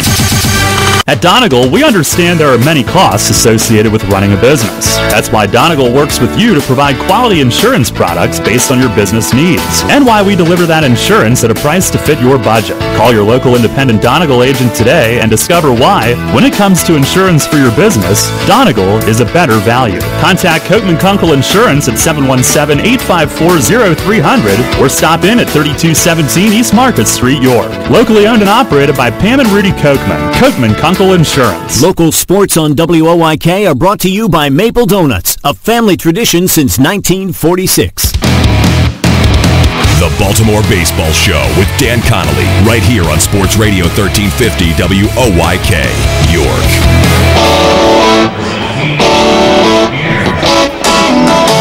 3-0 Revs, top 4. Big Boat back to work. His first pitch of the inning is swung on and fouled back. Gustavo Pierre at the dish. He's in an 0-1 hole. Pierre Fernandez Valentin, 3-4-5 for the Road Warriors. Road Warriors come in struggling, but they took 2 in their past series with Long Island. The Revs took 1 of 3 from Lancaster. Now this curveball sent out to deep center field. Silva ranging back. In front of the track, he makes the grab. So smooth out there, Ruby Silva making his second start in center tonight. He makes the grab for the first out. So on 2 pitches, Jay Goss has out number 1 in the 4th. 3 1/3 scoreless so far. Yeah, Silva limited opportunities so far, his first game and a 3rd in center, but from what we've seen, very smooth. And that's good for depth. Before they tried him out there, I mean, I guess it would be Mitchell if Spoon got a day off. Here's Jorge Fernandez. He sees a strike. No balls and 1 strike to him. Start number 6 on the season for Jay Goss. He's been excellent so far. He's given up just 1 hit. Walked 1 batter and hit a batter. That's it. Now the 0-1 from Jay. In there for a strike inside corner. Clark fires it back to him, and Jay already back on the hill. 3-0 lead for the Revs, top 4. Now the 0-2 to Fernandez. High and outside, ball 1. 1-2 the count. The last time the Road Warriors were here, Fernandez was involved in a collision in right center field. He had to exit the game, didn't play the rest of that series after the Game 1 collision. The pitch to him, fouled off, left field. Count remains 1-2. At the time, it was a pretty scary collision. It was on a ball that Luis Cruz hit out to right center and ended up being an inside-the-park home run for Cruz in a game that the Revs won. But a scary collision between Fernandez and Ride Rodriguez. Fernandez okay in the lineup tonight.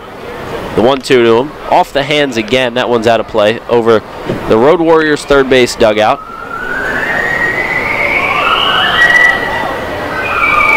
Game 1 of a 6-game homestand for the Revs. This is a 3-game series with the Road Warriors. An off day Monday, then a 3-game set with Southern Maryland.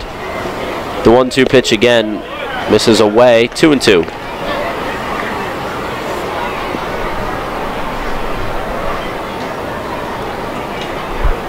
Valentin waiting on deck.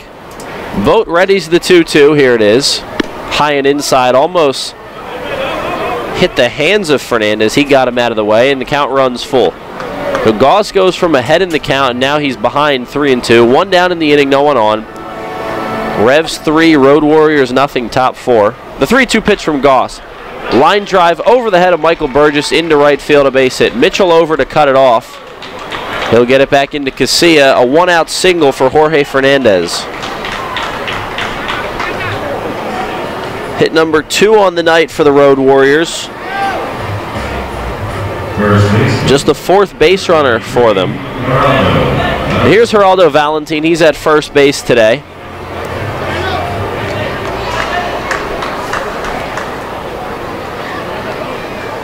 Boat having to work out of the stretch here. Hasn't had to do that a lot tonight. Denton Casilla will pinch up the middle for a double play. First pitch, a strike in there. Fastball. It's 0-1. Valentin hitting from the right side. Cuevas, the third baseman, is off the line, playing about 5 steps behind the third base bag. Burgess, the first baseman, holding the runner on. And the pitch. Fastball misses high, 1-1. Fernandez leads off first. He's singled. Valentin has the other hit in the game for the Road Warriors. He doubled. He's then thrown out at home plate trying to score on a wild pitch, but Clark recovered behind him, threw to Goss covering home plate, and they got the out to end the second inning. That one's fouled back, straight back into the netting, 1-2.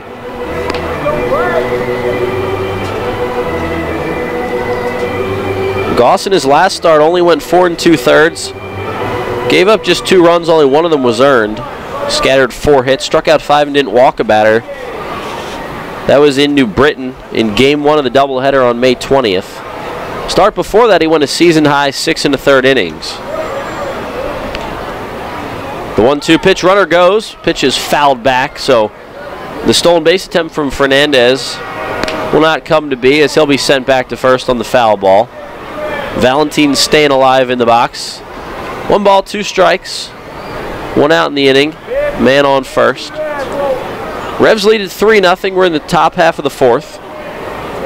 Revs looking for their 2nd straight win, coming off a 7-0 shutout win in Lancaster yesterday.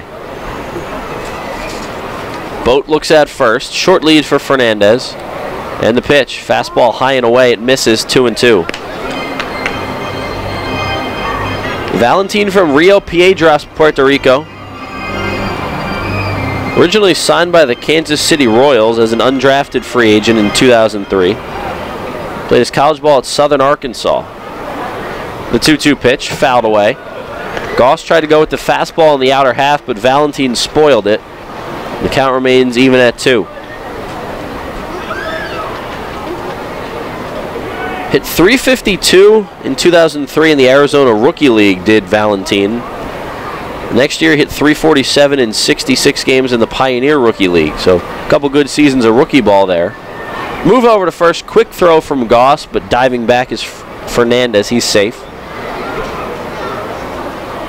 Count still 2-2 on Valentin with 1 down.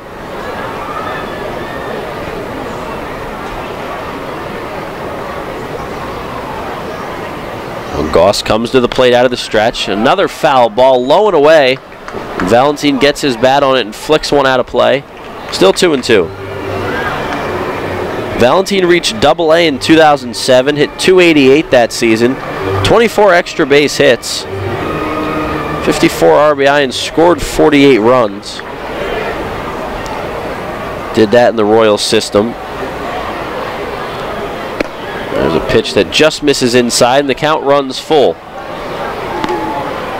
Goss falls behind another hitter now. thanks to Valentine fouling off a couple and hanging in there. 3 balls, 2 strikes, 1 out. Fernandez, the runner, on first. He's got some speed. Revs lead at 3-0. Runner goes with the full count pitch. Another one fouled off. Geraldo Valentine making Goss work for this out. And the at-bat continues. Revs leading 3-0 thanks to a solo home run in the first from Jared Mitchell. And another run coming home in the second on a bases-loaded walk to Jared Mitchell. And then a Michael Burgess solo shot in the third. That's where we are. The 3-2 pitch, runner goes again, swing and miss at a change, but the throw down from Clark is in time. Tag applied, and there it is. A strike him out, throw him out, double play, and the inning is over.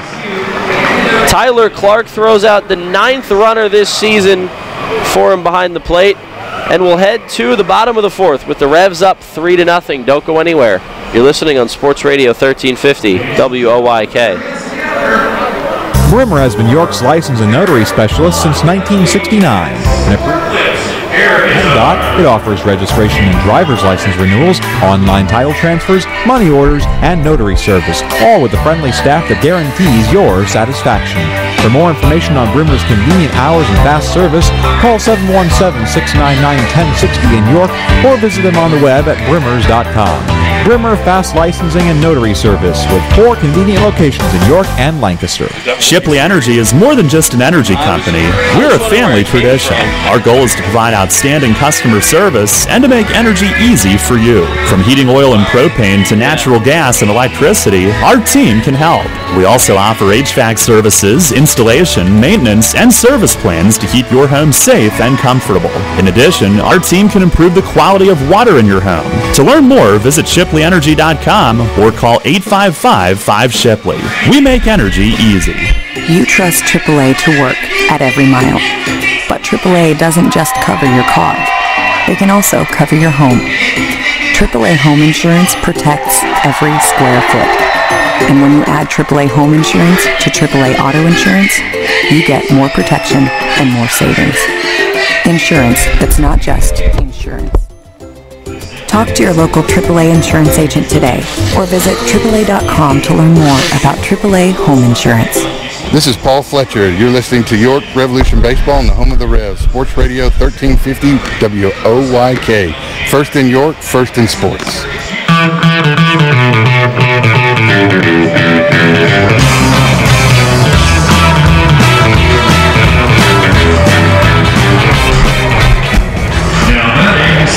3-0 Revs, bottom of the 4th inning. Michael Marcantonini with you on the broadcast. Ruby Silva, the center fielder, set to lead off for the Revs in the bottom half of the inning. It's 8-9-1, Silva, Clark, and Mitchell. The left-handed swinging Silva will hop in the box to face Raul Rivera.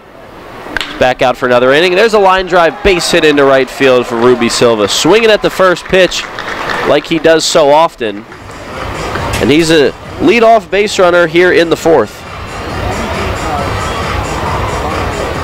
Silva continues to hit the ball well. Make that 7 hits in his last 3 games with the single right there. Went 4 for 4 with 4 singles yesterday. Had 2 singles in the extra inning loss to Lancaster 2 nights ago. Now here's the 9-man Tyler Clark. Clark walked his first time up. He swings at the first pitch and sends one back foul, 0-1. Revs lead 3-0. They've scored in every inning so far, 1 run in each of the first 3. Looking for more now against Rivera, who has looked decent so far. He's scattered 6 hits through the first 3, but he's also walked a couple. Short lead for Silva, and he gets a bigger secondary. The pitch is fouled off by Clark. It's 0-2. Tyler Clark, 2 hits yesterday, including a 3-run home run that really got the Revs going. That followed up a bunt RBI single from Silva in a 4-run second inning against Lancaster. And Silva, with that first pitch swinging base hit, he now has hits in his last 3 plate appearances in which he's put the first ball in play. All singles. He's now 6 for 14 when putting the first pitch in play this season. The pitch was a ball to Tyler Clark. It's 1-2. Rivera already back on the mound. Clark Taking the signs from Polo. He hops back in the lefty box. Now ready to hit. Move over to first. Back safely is Silva. Didn't have to dive back. Standing up. 3-0 Revs, bottom 4. 1-2 the count on Clark with a man on. No outs in the inning. Revs looking to add on to their lead. Here's the pitch. Clark swings and misses at a breaking ball, but it gets by Wenrick, the catcher, and Silva moves up to second. Clark is out. He had no chance to go down to first. He's retired because first base was occupied, so no drop third strike. Strikeout swinging for Clark. Moving up to second is Silva. See if they score that a pass ball or a wild pitch. It is scored a wild pitch. Here's Jared Mitchell, who's had a nice night. 1 for 1 with a solo home run to lead off the bottom of the first, then walked in a run in the second. Here he is with a man on second and 1 out. Time is called. The third baseman, Gustavo Pierre, is about even with the third base bag off the line. Everybody else in the infield deep for the Road Warriors. Big hole between short and third. First pitch to Mitchell. He shows bunt, but takes way inside and pulls back. It's 1-0. That forced the third baseman, Pierre, to come in a little bit. And we know Mitchell has that in his back pocket if he wants to use it. Runs exceptionally well. Not only is he fast, but he's a great base runner. We know he can handle the bat and drop a bunt down. The 1-0 pitch, not showing bunt. He takes high and inside, 2-0. Revs up 3-0, looking to tack on another man in scoring position. Revs hit really well with scoring position in the series against Lancaster. Hit really well in general. The 2-0, Mitchell swings and lifts it in the air. Left field, playable for Anthony Ray out there. He makes the grab for out number 2. Silva heads back to second.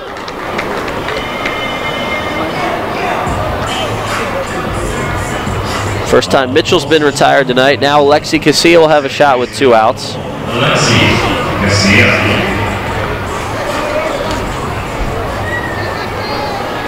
Casilla hitting .357 this season against the Road Warriors in 3 games. 5 hits and 14 at-bats against this traveling squad. Now he steps in the left-handed batter's box. Here's the pitch from Rivera. In there for a strikeout or half 0-1. Casilla's average has dipped below 300. He's now at 292 on the year, but it's spent almost the entire season above 300. And the pitch to him. He takes, but that's called a strike, 0-2. Rivera getting ahead of Casilla here. 2 outs and a man on second. That's Ruby Silva. Rivera back on the mound, looks for the sign from Wenrick. And the pitch. Called strike 3, inner half. Casilla didn't like it. Back-to-back pitches there on the inner half, called for strikes. And the Revs strand Ruby Silva's leadoff single. So we'll head to the top of the 5th with the Revs still up 3-0. No runs on 1 hit, no errors, and 1 left in the inning. We'll head to the top of the 5th next on Sports Radio 1350 WOYK. Have you heard? Royal Farms has gotten the national culinary recognition it deserves. Yeah, in Food and Wine magazine's article, 10 gas station foods across the country that are worth the detour, they put Royal Farms' world-famous chicken at the top of the list. Well, we've always known that Royal Farms has the best fried chicken, but now the whole world knows. So hurry into a Royal Farms to pick up some of their nationally recognized world-famous chicken before the world beats a path to their door. Royal Farms, real fresh, real fast. If you own a tractor-trailer business, then you know the cost of having your rig down instead of on the road. Rivers Truck Center in Red Lion keeps your trucks on the road by providing a one-stop shop for all your trucking needs. Rivers handles full-service truck sales and carries a full line of parts for all makes and models, has their own full-service collision center, and provides 24-hour emergency towing and roadside assistance. Check out riverstruck.com for more info. There's a reason Rivers Truck Center has been in business for over 40 years. They really do care. It is easy being green. In York County, trash is safely managed at a waste-to-energy facility where it is used as fuel to produce electricity. The electricity generated from trash is enough to power 20,000 homes. That's enough to light the entire city of York. Learn more at www.ycswa.com. Garbage is power. This is Ryan Dent. You're listening to York Revolution Baseball on the home of the Revs, Sports Radio 1350, WOYK, first in York, first in sports.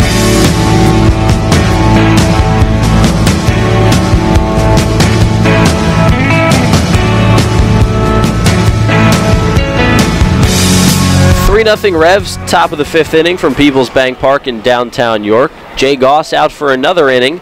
4 shutout frames so far. They'll face Isaac Wenrick, the Road Warriors catcher, to start the fifth. It's Wenrick, Silverio, Hibbert, 6, 7, 8.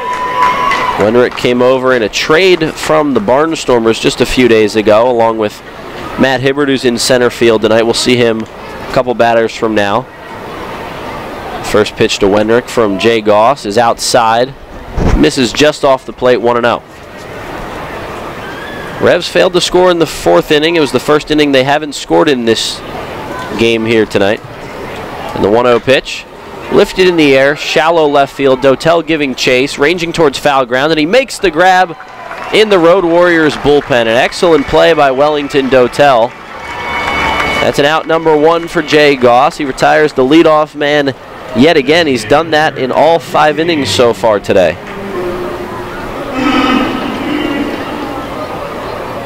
Dotel is taken over the everyday left field position for the Revs.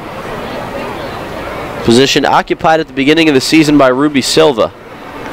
Now the first pitch to the DH, Alfredo Silverio, strike on the outer half, 0-1. Good fastball from Jay.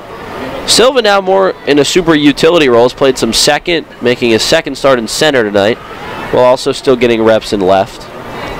The 0-1 pitch lifted out of play, foul, 0-2 on Silverio, and Goss continues to get ahead in the count. Opponents hitting just 195 against Jay coming into today. He's had success against both lefties and righties. Part of the reason why he's been so dominant early on. 2-0 with a 2.16 ERA coming in. Here's the 0-2 pitch to Silverio. That one's fouled off. Goss hung his leg on that pitch to the plate. Maybe trying to get Silverio in a funk at the dish. But he fouled the pitch off. It remains 0-2. Road Warriors have fouled off a ton of pitches tonight. Goss takes the sign from Clark. Out of the windup, here's the 0-2 pitch. Curveball just misses off the inside corner. That had some sharp break on it. But Boat doesn't get the call. It's ball 1, 1-2. 1 down in the inning, no one on. Revs defense can play back. Now Goss back on the mound, readies his 1-2 pitch. Leg kick and the pitch. Another curveball that misses a little bit more inside than the previous pitch. Count evens up at 2. Goss only has 1 strikeout tonight. It was a strikeout of Geraldo Valentin in the top of the 4th. A strike him out, throw him out double play. Tyler Clark threw out the 9th runner, his 9th runner this season. Now the 2-2, low and inside, it misses. The Road Warriors 0 for 1 now tonight in stolen base attempts, and Tyler Clark on the season, he's now thrown out 9 runners. He's thrown out 9 of 14 attempted base stealers. Pretty impressive. The 3-2 pitch, little bit low. That's ball 4. From 0-2 to a walk, Jay Goss loses Silverio, and now Matt Hibbert will hit with 1 out. Back to the point about Tyler Clark throwing runners out this season. Now 9 for 14 in that department. He's been such an asset behind the plate, and if what happened yesterday continues to be a trend, at least every so often, a home run and a 2 for 4 game, or a 2 for 3 game, he also walked, Clark's going to be back there a lot more. With 1 out, Hibbert swings at the first pitch and chops one through the 5.5 hole. Dotel gets it in. That's a 1-out single for Hibbert. Now runners at first and second for the 9-hitter Anthony Ray.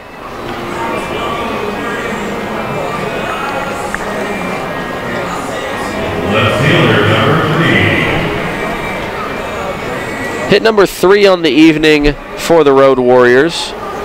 Revs have 6 hits on the board. The Revs lead at 3-0 here in the 5th.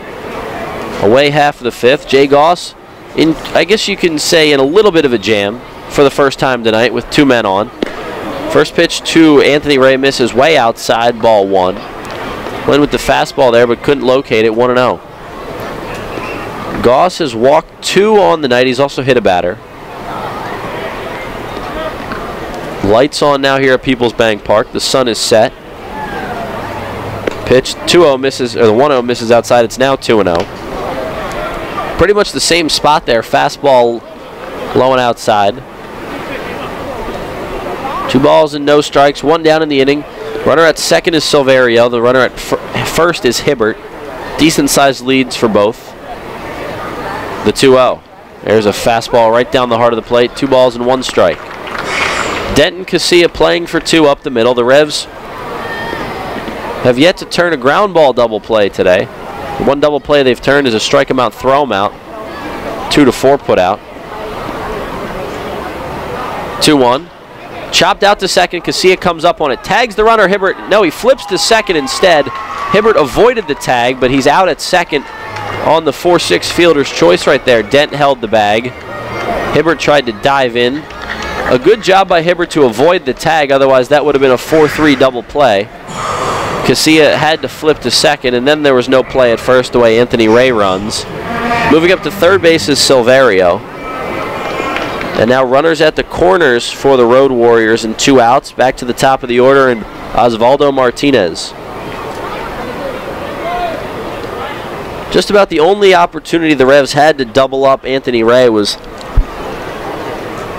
on a 4-3 double play, a tag him out, throw him over to first.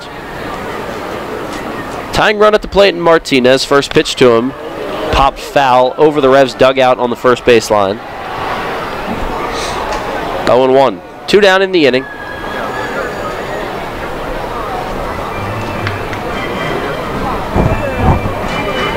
Revs lead at 3-0 in the top half of the 5th. Game 1 of a 3-game series between the 2 clubs. Road Warriors took 2 out of 3 from the Revs in the team's first series meeting of the season. That was in early May. Revs got game 1 of that series, a shutout win in which Goss pitched in. The 0-1 to Martinez, low and outside, ball 1.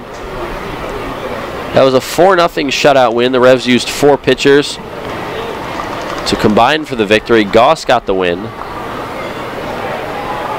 Then the Road Warriors took both games of a doubleheader the next day. Heartbreaking game 1 loss for the Revs. And they got blown out in game 2. Move over to first, and the ball gets away from Burgess. The runner's going to come home. Silverio scores the first run of the night for the Road Warriors. It's now a 3-1 game. Goss moved over to first. They'll scored an E1. The throw was low. Burgess couldn't hold on. But they do give the error to Goss. And Silverio, who was off third base a little bit, scores easily. And my thought is, why move over to first with 2 outs in the inning? Not really worried about Ray picking up a bag. Either way, a run comes home. Now a man at first and 2 down. Here's the pitch to Martinez. In for a strike. Count goes to 1-2.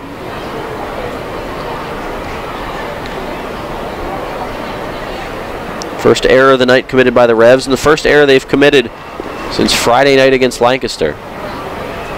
Not Friday night, I have the days all screwed up. It was Tuesday night against Lancaster.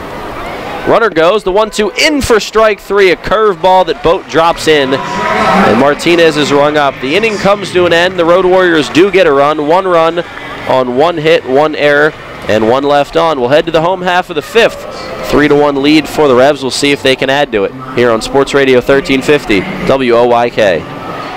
Hey, it's the good-looking genius at Broadway Transmission. You know what really grinds my gears? Perfectly good cars being thrown away just because the transmission went bad. My mind slips into overdrive when someone says, I'll just get a new car before I spend that kind of money on a transmission. What?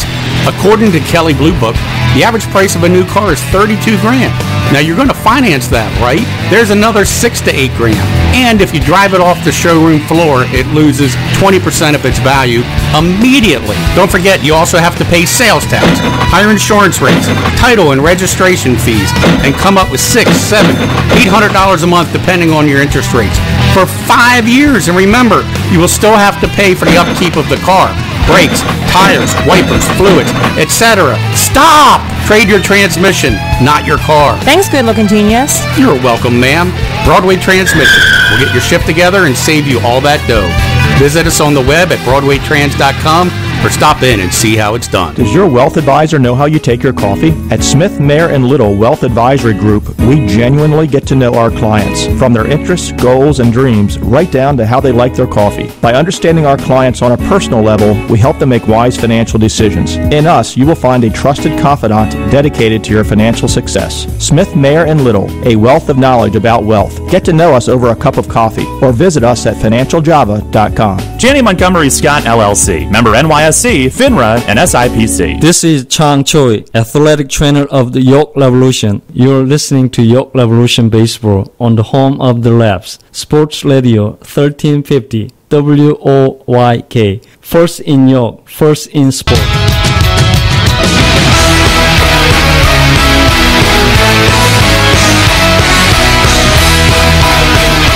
3-1 Revs, home half of the fifth, game one of a three-game set with the Road Warriors. Wellington Dotel, the first man of the inning to face Raul Rivera. He takes a strike inside corner. It's 0-1. Dotel, Burgess, Mesa, 3-4-5. Revs lead at 3-1. They've hit 2 solo home runs tonight. Dotel takes low and away, a breaking ball that missed, 1-1. Jared Mitchell, a leadoff home run in the bottom of the first, out to left center. Then Michael Burgess to straightaway right, a solo shot that we don't know if it landed just yet. Still might be going. Dotel chops one foul, 1-2. A ball that Burgess sent out to right off the bat. You knew it was gone as long as it was fair. It did stay plenty fair. And either landed on the Revs clubhouse out in right field over the fence or went over it. Somebody could be greeted to a souvenir in the parking lot after a game, or it might just be up there on top of the roof. Dotel chops the 1-2 out to first base. High hop there for Valentin. He throws to the pitcher Rivera, covering in time to get Dotel. A bang-bang play at first because Dotel chopped the ball so high. On 2 hops, Valentin had to leap to grab it. Rivera, a good job covering. 3-1 on the putout. Dotel now 0 for 3 on the night. Here is Michael Burgess, who hit that towering home run in the third. The Revs have a run in each of the first 3 innings. They lead at 3-1. The Road Warriors got one in the top of the 5th. First and third and 2 outs. Goss moved over to first. Ended up getting a throwing error on a ball that tipped off Burgess's glove and allowed the run to score. Now Burgess takes inside, ball 1. 1-0. 1 down in the inning, no one on. Burgess now 5 home runs on the season. The home run in the third inning was his first at PeoplesBank Park this year. Had 17 long balls last year. The 1-0 pitch. Strike outside corner, and the count's even at 1.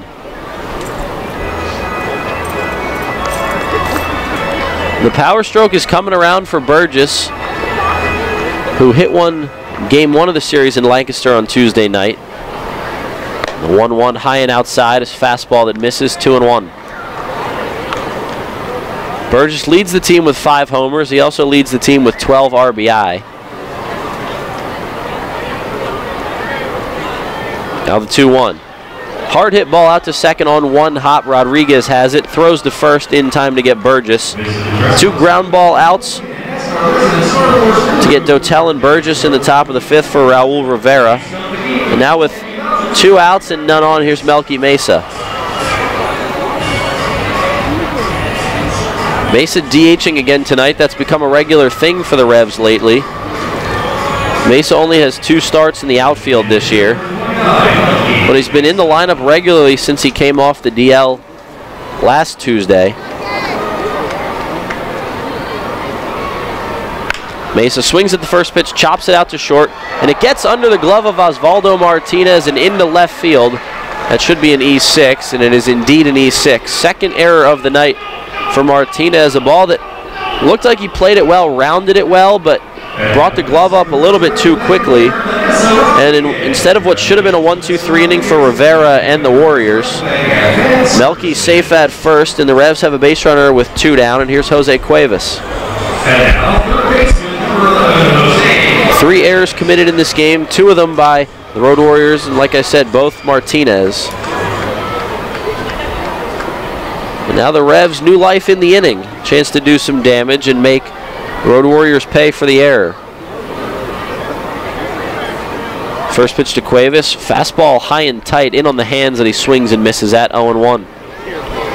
Polo giving out signs to Mesa over at first. Mesa's been running well since the hamstring injury. Now back into the swing of things in the everyday lineup. See if he tries something. 0-1 on Cuevas. Move back to first. Mesa dives back safely. First base came up a little bit. Now Mesa will try to put it back in the ground. Melky getting dirty over there. 2 outs, a man on. Cuevas at the dish. 3-1 lead for the Revs. Home half of the 5th. Start of a 6-game homestand for the Revs. Cuevas chops one out to short. Martinez has this one. Flipped to second to Rodriguez covering. That'll end the inning. A 6-4 fielder's choice. And the Revs go down quietly here in the 5th. No runs on no hits, 1 error, and none left on. We'll head to the top of the 6th. It's a 3-1 Revs lead. You're listening on Sports Radio 1350 WOYK. You know, something funny happens when people buy their dream home. They can both look at the same thing and see it in an entirely different way. He sees a man cave, while she sees an art room. Hi, my name is Ryan Scott with J.G. Wentworth Home Lending, and this has become a common theme from our happy customers. With our competitive rates, quick process, and close-on-time guarantee, why would you choose another mortgage company to finance your dreams? Call us today at 855-JGW-LEND so we can get you on your path towards home ownership. J.G. Wentworth Home Lending will take care of all the details of purchasing your home so you can focus on what to do once you move in. You know, will that great backyard be a beautiful garden? Or a beautiful new pool?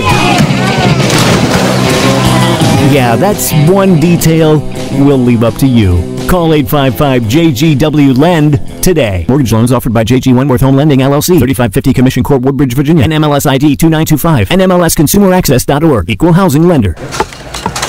Okay, John, shelves are stocked. So are the new Fast Play games from the Pennsylvania Lottery. Just pick your game, get your ticket, and see if you've won. Like Word Search, with top prizes of 20 grand.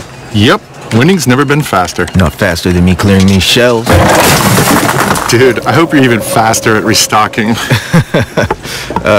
Yeah. Fast Play. Play fast, win instantly. The Pennsylvania Lottery. Players must be 18 or older. Please play responsibly. Benefits older Pennsylvanians every day. Listen live, on demand, and on the go. Download the new WOYK app on the Apple and Google Play stores today.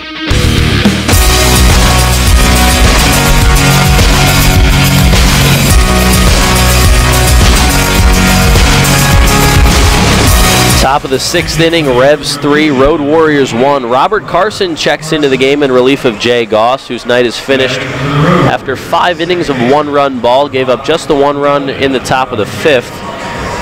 And that came with 2 outs on a throwing error that Goss himself made. So 3-1 Revs, top of the 6th.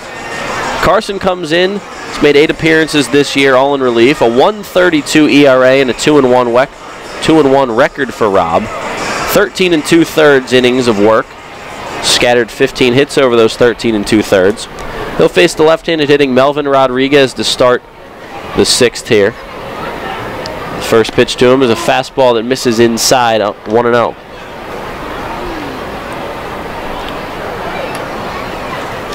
Carson making his 9th appearance of the season. He's been one of the Revs' better relievers. Now the 1-0 pitch. Breaking ball spoiled, foul, 1-1. One of the guys that Mark Mason trusts really in any situation, any inning. Trust him to work multiple innings. In fact, he got a 2-inning save, 2 scoreless innings on opening night this year. That is the one save that he has. The 1-1 pitch, fouled back, it's 1-2.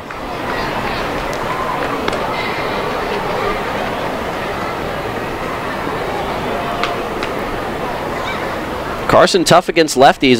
Left-handed opponents hitting just 188 against him. He's given up just 3 hits and 18 lefties faced.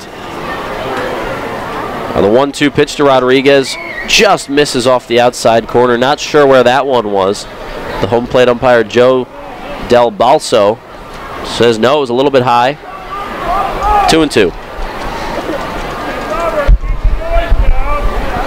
Carson looking to retire the leadoff man here in the inning. The 2-2 pitch, swing and a miss, a fastball high and tight. Robert Carson sees one batter, he strikes him out, and that's a quick out number 1 here in the 6th. Now, the way the game has trended these days, you see relievers coming in different situations, and Carson has been one of those guys, like you said, for York, whether it's a big spot at the end or a big spot in the middle, here in the 6th inning tonight. Now the right-handed hitting Gustavo Pierre takes a ball inside 1-0. Pierre 0 for 2 tonight. Came in with the average just over 300.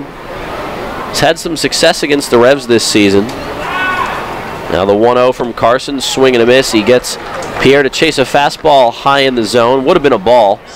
Instead, he swung at it, and it counts 1-1. Pierre this season, 3 hits in 12 at-bats in 3 games against the Revs coming into today. Has a home run though. Now the 1-1, high and outside, 2-1.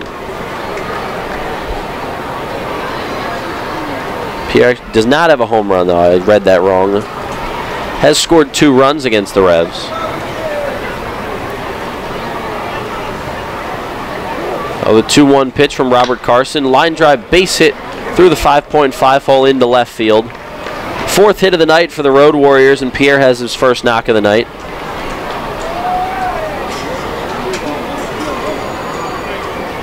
Well, one thing about this Road Warriors team, they don't go away. We saw that the first time they were here. Certainly, they have had some late comebacks of late this week with that series win at Long Island. So you want to bury them when you have the chance. Revs did miss some opportunities earlier tonight. It's a close game still. First pitch from Carson to the next batter. Jorge Fernandez. Fernandez, the switch hitter, swung and missed. It's 0-1. 3-1 lead for the Revs, top of the 6th. Man on first. Pierre singled. Fernandez 1 for 2, batting from the left side. He now flips around against the lefty Carson. The 0-1 pitch, another swing and a miss. Change up from Rob. It's 0-2. Darryl, this is a team that got in about hour and a half before game time today. Not ideal when you're ready to start a 3-game series. Carson's 0-2 pitch misses way high and outside. Clark has to jump out of his crouch to grab it. 1-2. So did they stay at Long Island last night and come down today? That's what it sounds like. I asked Mace what time they should have been here if they didn't hit traffic. He said probably around 3:30 if they left around 10 or so. Instead, they got here about 5 o'clock. The 1-2. Grounded foul down the third base line. I think they checked into their hotel before coming here, but even so, they didn't get to the hotel until after 4. Ellie Rodriguez, their manager, told me the bus driver took them through Times Square this afternoon, and that did not go well. They were coming down from Long Island. Whoops. Yeah, whoops. 1-2 pitch from Carson. Here it is. Curveball. It misses down. It skips behind Tyler Clark. It goes to the backstop. A big turnaround second from the base runner, Pierre. He'll have to scamper back to second. Throw from Clark went to third. So Pierre goes to second on the wild pitch. He really thought about taking third. And stopped in his tracks about halfway. And got back to second. He's lucky Clark didn't throw down to second because he might have got him. He just scored a wild pitch. He saw it bounce high. He was thinking that he would give himself that opportunity the whole way. Carson takes the sign from Clark, checks the runner on second. Leg kick in the 2-2 pitch. Smothered in the dirt by Clark, a breaking ball that missed low. The count runs full. Revs pitching has run a lot of full counts tonight. Goss fell behind a couple guys after getting ahead in counts.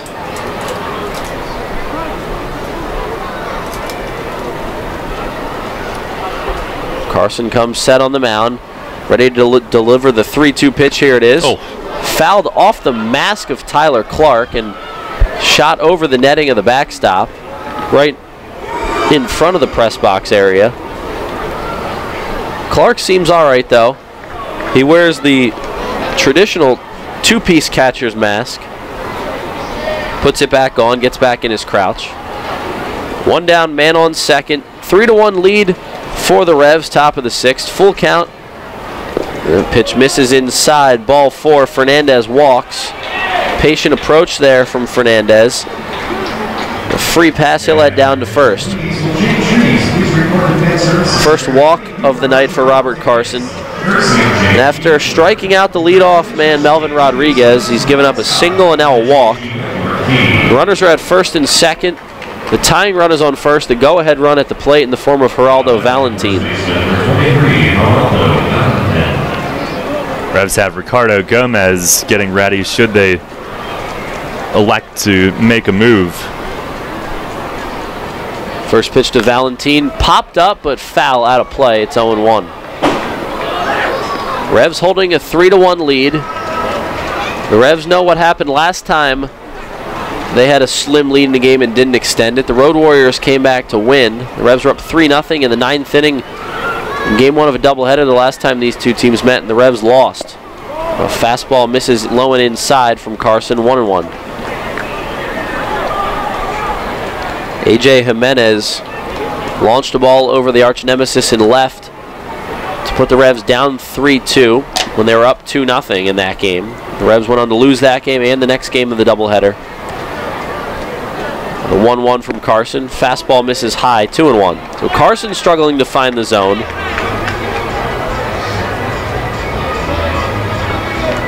Did not pitch in the series, or did not pitch in yesterday's game, because Zach Groats threw a complete game shutout. See when the last time Carson pitched. And that ball's laced to third. Diving stop by Cuevas. Throws to second for one. The return throw to first in time. A 5-4-3 around the horn double play started by Jose Cuevas on a diving stop. Staved probably a run and at least a bases loaded situation. Threw to second to Casilla, who then threw over to Burgess at first, and the threat is over. So Robert Carson, some help from his defense. He gets out of the top of the sixth. We'll go to the home half of the sixth. Revs holding a 3-1 lead. You're listening on Sports Radio 1350 WOIK.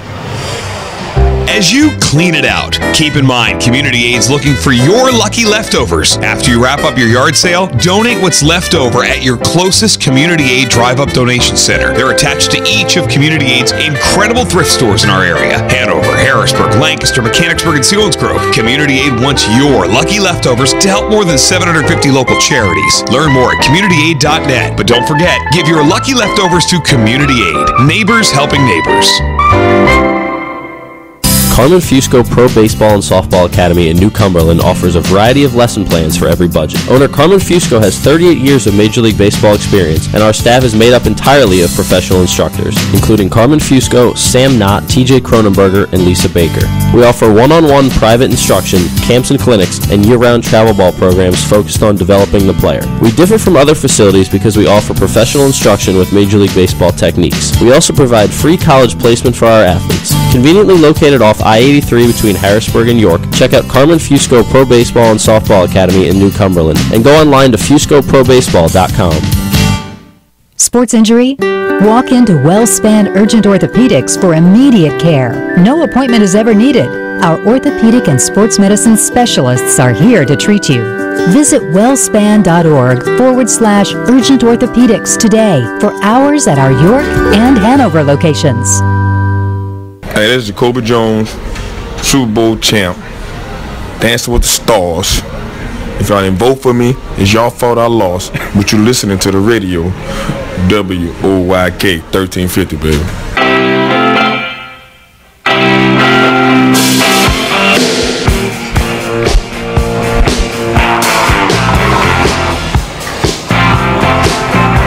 Ryan Dent will get things started for the Revs in the home half of the 6th inning. 3-1 lead for the Revs over the Road Warriors. Bottom of the lineup, 7, 8, 9, Dent, Silva, and Clark for York. Dent a single tonight. He's also grounded out, 1 for 2. First pitch he sees from Raul Rivera, chopped foul over by the Road Warriors dugout. Pitching coach Rafael Montalvo tried to make the barehanded grab, but it was out of his reach because he had the dugout fencing in his way. 0-1 the count on Dent. Revs looking to extend their lead. They haven't scored since the 3rd. Dent hits a hard ground ball to Martinez at short, but he's there. Long throw over to first, dug out by the first baseman Valentin, and Dent's retired for out number 1. A lot of action for Martinez at short tonight. Some good, some not so good.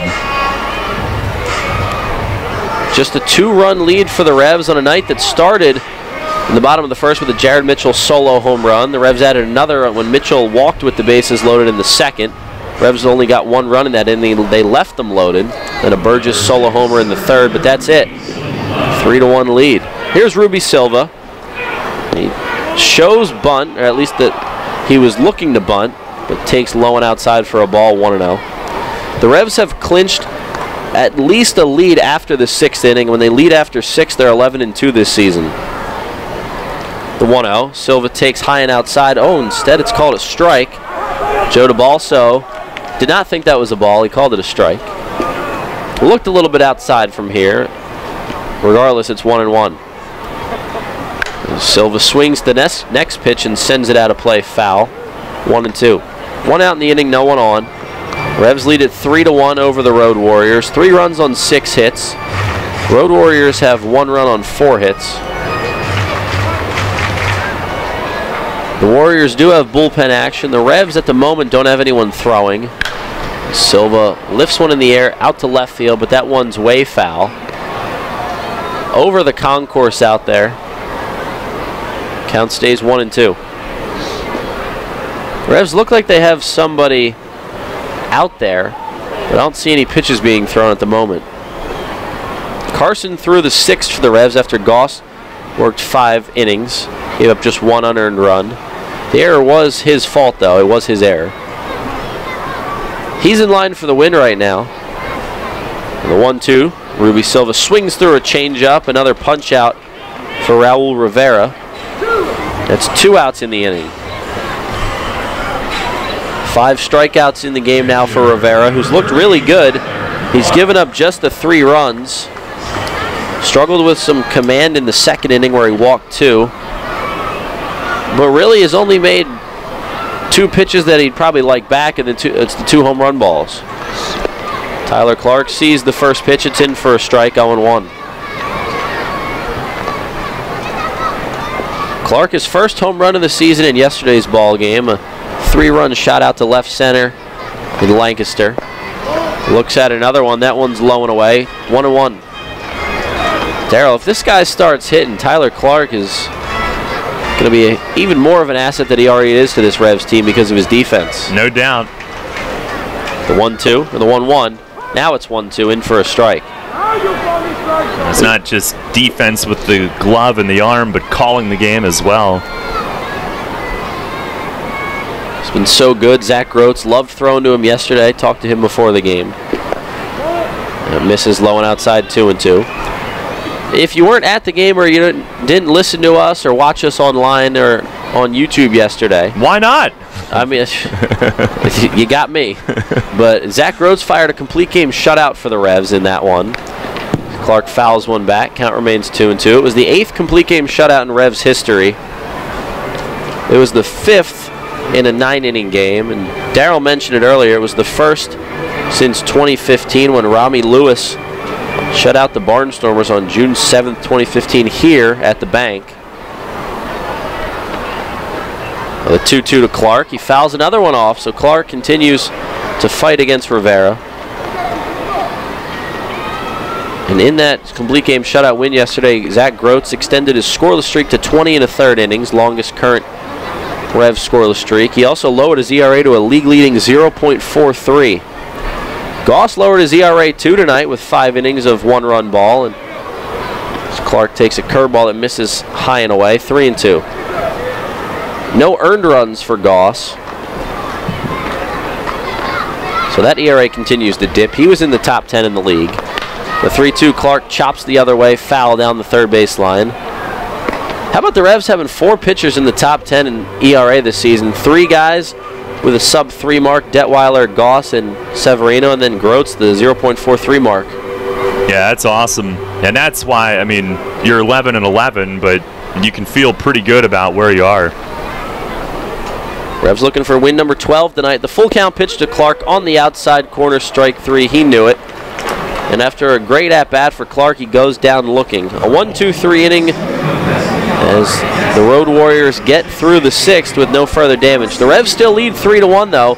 We'll head to the top of the 7th. Darryl Henry taking back over on play-by-play here on Sports Radio 1350 WOYK.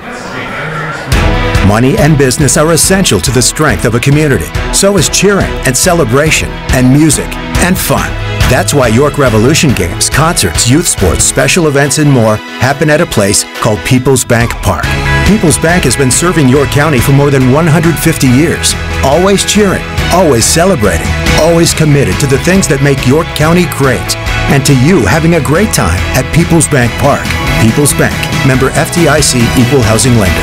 Planning your next visit to York? Book your stay at Courtyard by Marriott. Conveniently situated near local businesses, shopping, dining, downtown, and local attractions, Courtyard by Marriott features a state-of-the-art lobby, inviting flexible spaces to work or relax, free Wi-Fi, our well-equipped fitness center, and the bistro, offering healthy options and refreshing choices, including Starbucks and an evening bar. Your stay is sure to be more comfortable, productive, and enjoyable than ever before. Courtyard by Marriott, 2799 Concord Road in York. Book your stay at 717-840-7840.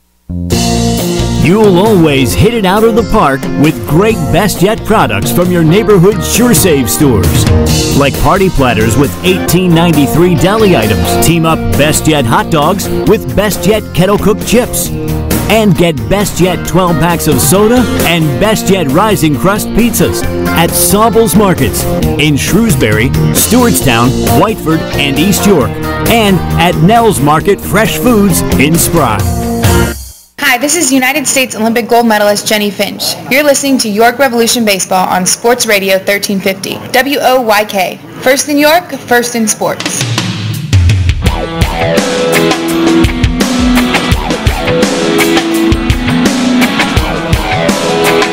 Head of the 7th inning, Ricardo Gomez number is called now. Pitching change brought to you by Maple Donuts, 3-1 York.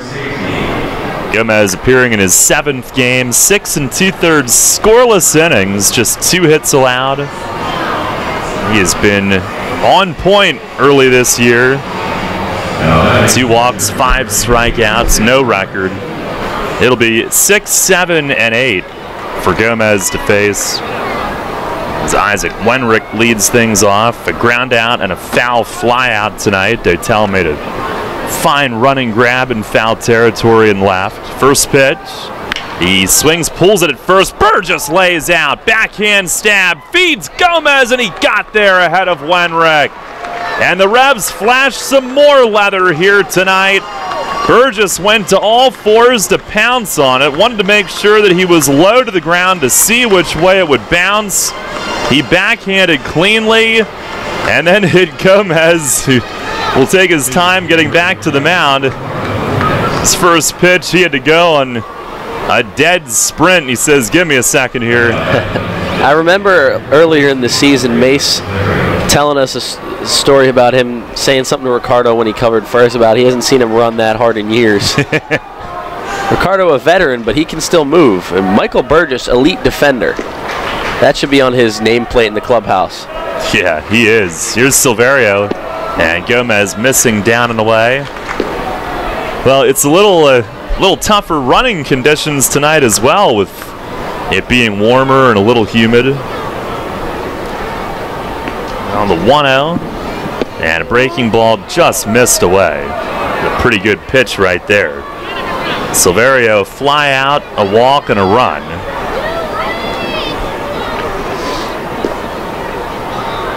Gomez with the 2-0, and a slider started in and dipped low, and Gomez Just pretty much missed the throw back to him because he's using the glove to swat at Nats. Oh, is that what he was doing? I was wondering what that was. I thought he was... I thought maybe him and Clark got crossed up or something and they were trying to motion something.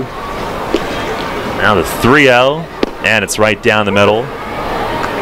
It is the dusk time of night here. The lights have taken full effect here at PeoplesBank Park. A nice crowd for a rescheduled fireworks show on a Friday. The pitch, and a swing and a line drive right center. Mitchell coming over, and he runs it down. Jared Mitchell, the running grab on the line drive in right center. 2 outs in the inning on a couple of nice plays behind Gomez. And Mitchell started to break down the stride, and it might have changed direction on him a little bit. He looked just slightly fooled, maybe looking up into the lights, but either way, he refound it and ran it down. It's a ball that not every right fielder makes. Great instincts out there by Mitchell. We know he gets a good first step almost all the time. And to be able to get to that ball, didn't even have to dive, he ran through it. Here's Hibbert. Gomez, a fastball strike in on the hands. Hibbert looks back to question it. Grant Sides now heading to the Revs bullpen mound. They lead it 3-1 here in the 8th. Gomez has his sign. The 0-1 and a fastball a little high. This is the K-man. Appeal to first, no swing the call. Hibbert, who's been on base both times, hit by a pitch and a single. Only 5'10". Little speedster up there. And the pitch from Gomez. Fastball high and away. Darian Sanford came to Lancaster from the still fairly new. You mean Matt Hibbert? No. Sanford came from the Pacific Association. He led that league in steals 1 year. As Gomez misses away, Hibbert led it the other 2 years. They came from that same league 3 years in a row. Those guys led the league in steals. Lancaster pipeline there? Yeah. In the Pacific? At work. The 3-1. And there it is, a called strike. So Gomez back to run it full. Trying to get the K-man and prevent the tying run from coming up.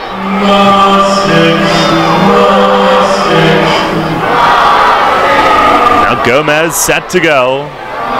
And the payoff pitch just outside. With Maz Sticks on the line. It's a close one, and the tying run will bat Anthony Ray, not known for his power, but the inning continues.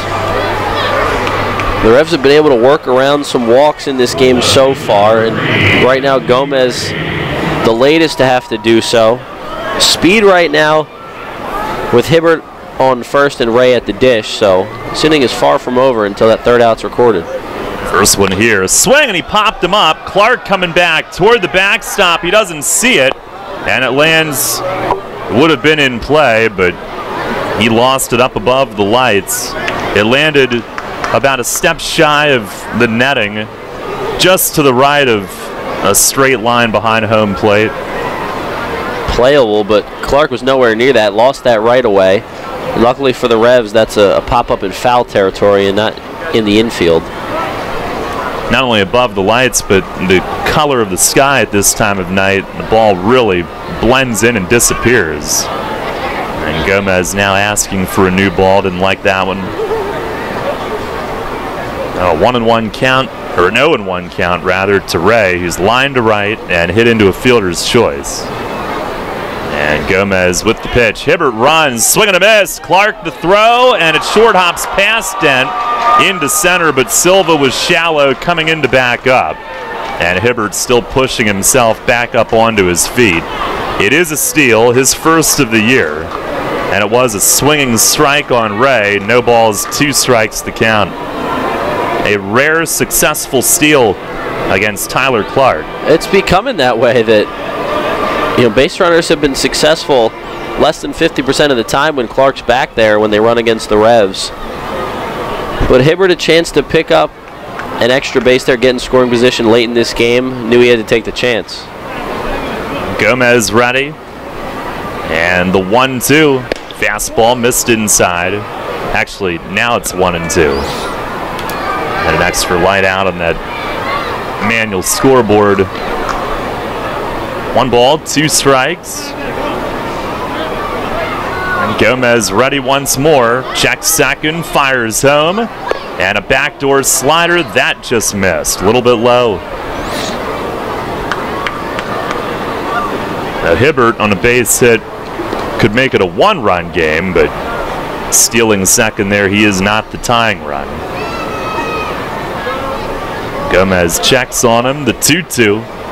And a fastball up and away. Clark tried to pull the glove down just slightly to frame it, but a full count. Was 0-2. Osvaldo Martinez waits on deck, back at the top of their order. Now Gomez ready. And the payoff pitch. Strike 3 called right down the middle. Ray knew it, and Gomez with a scoreless 7th inning. No runs, no hits. The 2-out walk is stranded at second base. Stretch time here tonight at the bank.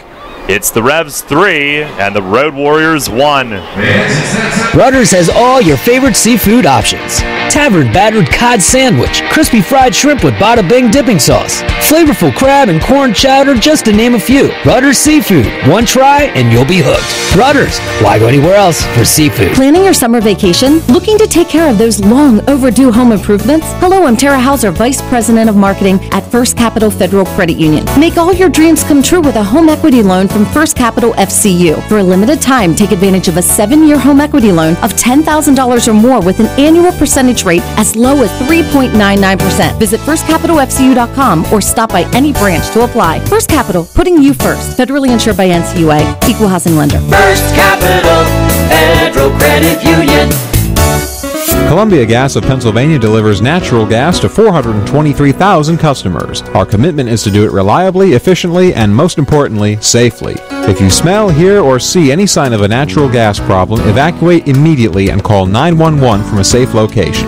The most obvious indication of a problem in your home would be a rotten egg odor. For more information on natural gas safety, visit ColumbiaGasPA.com. Columbia Gas of Pennsylvania, reminding you about natural gas safety. Rutter's Hot Dog Extravaganza is here. Rutter's Kunzler hot dogs and brand new corn dogs are only 2 for $2. Our amazing Kunzler bacon wrapped cheddar dogs and sausages are only 2 for $4. Earn 2 cents on fuel for every deal purchase. Must scan rewards card. Rutter's, why go anywhere else? You're on the home of the Atlantic League champion York Revolution. Sports Radio 1350 WOYK, York.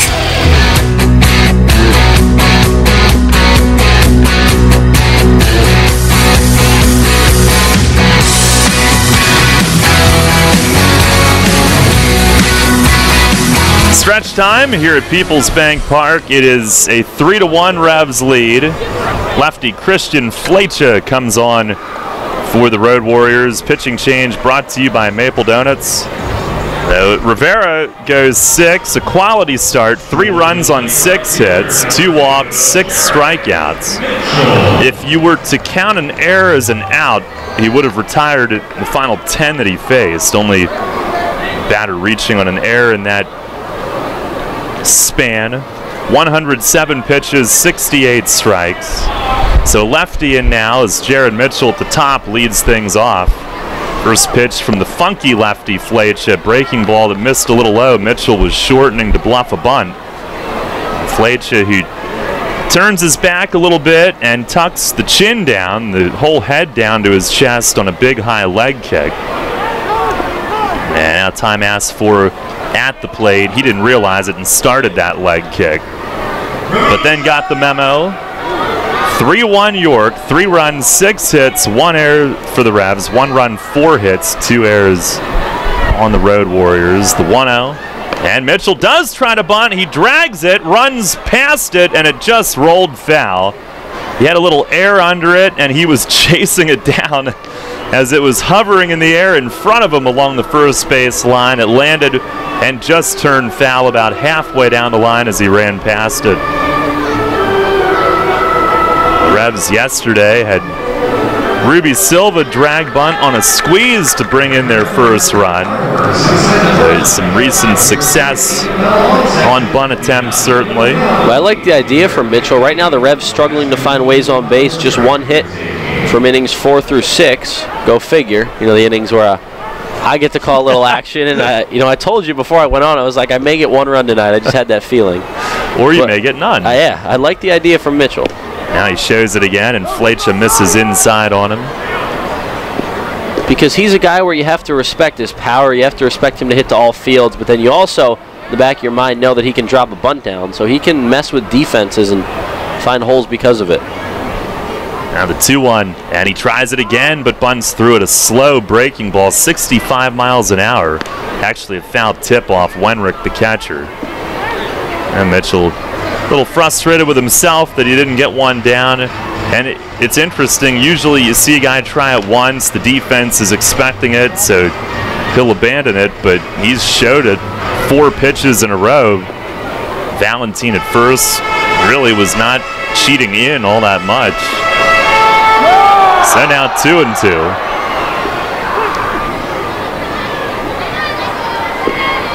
Flecha ready. And the pitch, breaking ball, poked on the ground, up the middle, base hit. He'll get it that way. Jared Mitchell stays on it and slaps it up the middle, past the shortstop. And he is 2 for 3 on the night. Started the game with a homer and had a bases-loaded walk earlier as well. Good night for him. Kept the hands and the weight back right there. Sent that one right back up the middle. And facing a lefty, that's what Mitchell has to do. Really make sure he keeps the weight and hands back and keep that front shoulder in. He did just that. And how about another guy starting to hit lefties? Ruby Silva started the other day, now Mitchell. Oh, now he's caught leaning towards second. The throw went to first. Valentin chasing and tosses it off to the shortstop Martinez. So just that quickly erased on what'll probably be a caught stealing officially since he was leaning. 1-3-6 on the out. The Revs really have not made very many mistakes on the bases this year. If it is a caught stealing, it's only their 5th. Last year they struggled early in the year in that department. This year pretty clean. Base is empty now. Casilla batting right-handed, and a changeup is a little bit low. So I wonder if that's like a screwball from Flecha, because that came in at 64. It's the 1-0, and a fastball chopped foul past Polo at third. That could be. Carl Hubble-esque, one a famous knuckleballer back in the day. Casilla tonight, 1 for 3. Revs do have 7 hits now after Mitchell's single. The 1-1, and a swing and a miss. And if that's a screwball or a really slow split or something, that one was 68. And it looks like it's never going to get there. Here's the 1-2. And a fastball missed away, mid-80s on that. Road Warriors have submarine righty Chris Tribett up in the bullpen. Revs have Grant Sides waiting for the 8th. 2-2. Fastball in tight. Casilla nearly got clipped as he jumped back, leaned across the plate, stumbling out of the way. 3-2.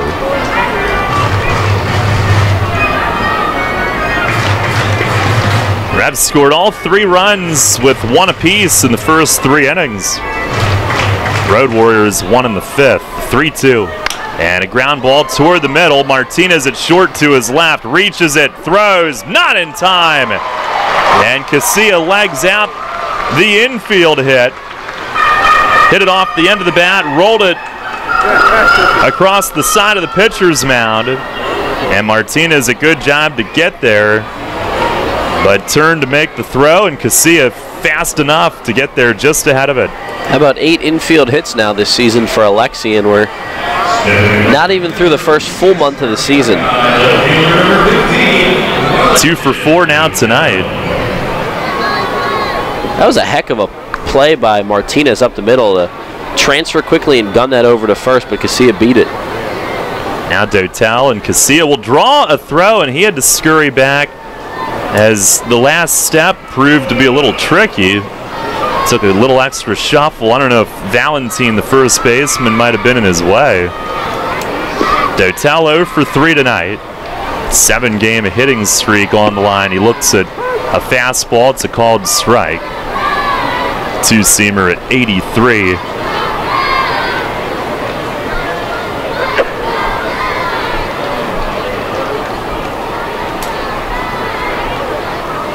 Now the stretch from Flecha. Stares at Alexi, throws over, and Casilla just back standing. And with that leg kick, he has had all of these runners a little bit on their heels. Obviously, he erased Mitchell. That's a nasty move over to first. I mean, that's tough to read. 0-1, and it's way outside. That off-speed junk ball.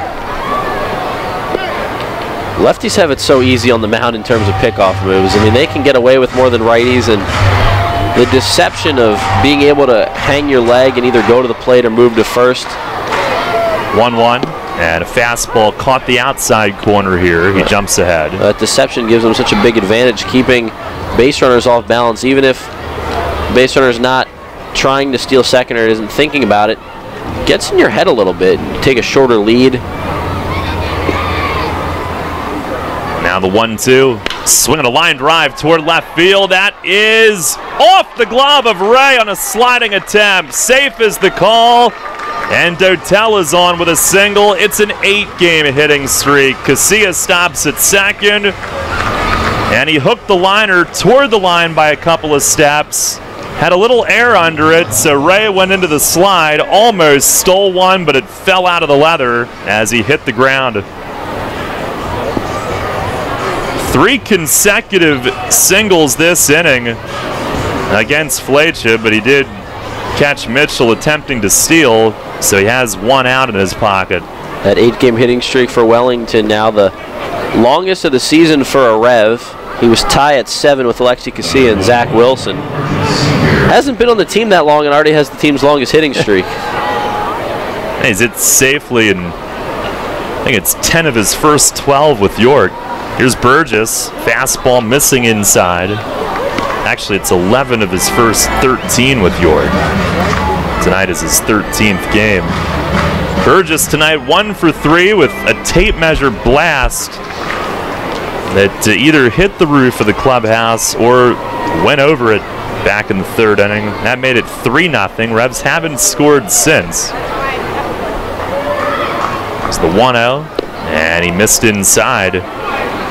And with Burgess surrounded by Dotel and Mesa, or perhaps we should say with Burgess hitting behind Dotel, they couldn't go to Tribut to match up with Dotel. They didn't want to leave him in to face Burgess, so Flecha continues. He deals, and a swing and a miss. He flutters that off-speed offering up there. Burgess swings through it.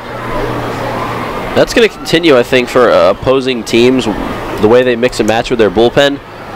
With Mace, he goes righty-lefty so often. Teams are going to leave their lefties in more often than bringing in righties because they want the lefties against Burgess and a couple other guys in the lineup.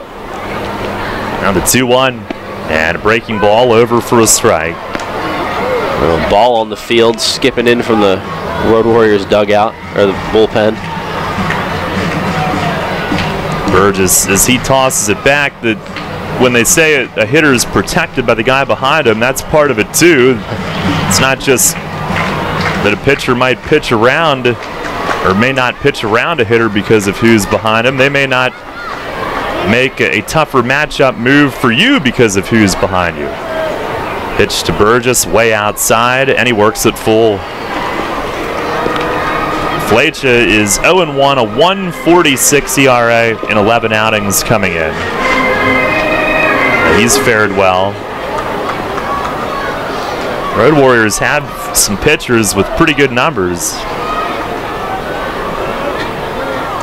Now the 3-2, and a swing and a towering fly right field. Fernandez circling it toward the line, comes in, gets behind it, catch is made. Casilla will fake the go as Fernandez hits his shortstop Martinez with a strike in on the infield grass. 2 outs in the inning. And now with Melky Mesa coming up, Montalvo walks out of the dugout. They'll go to the side-arming righty Tribett at this point. So Mesa will face the side-wheeler with first and second 2 outs. Revs trying to extend a 3-1 lead here in the bottom of the 7th. We'll tell you about the new pitcher, brought to you by Maple Donuts when we come back. You'll always hit it out of the park with great Best Yet products from your neighborhood Sure Save stores. Like party platters with $18.93 deli items. Team up Best Yet hot dogs with Best Yet kettle cooked chips. And get Best Yet 12 packs of soda and Best Yet Rising Crust pizzas at Saubles Markets in Shrewsbury, Stewartstown, Whiteford, and East York. And at Nell's Market Fresh Foods in Spry. If you are facing retirement decisions, Smith, Mayer & Little Wealth Advisory Group can develop a customized retirement income plan. As specialists in retirement planning, we will guide you on Social Security benefits, 401k and retirement plan rollovers, pension choices, and distribution options. We can explain employer benefit plans and retirement systems such as PESERS and TIACREF. Smith, Mayer & Little, a wealth of knowledge about wealth. Get to know us over a cup of coffee or visit us at financialjava.com. Janney Montgomery Scott LLC, member NYSE, FINRA, and SIPC. You trust AAA to work at every mile. But AAA doesn't just cover your car. They can also cover your home.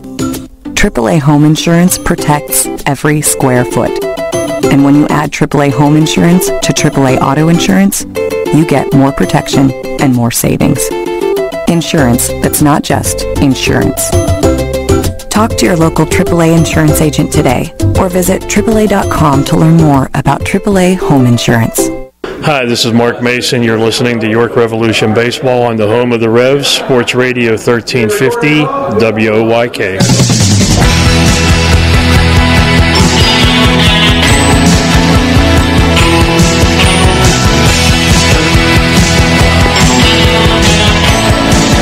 Revs a 3-1 lead, trying to add to it.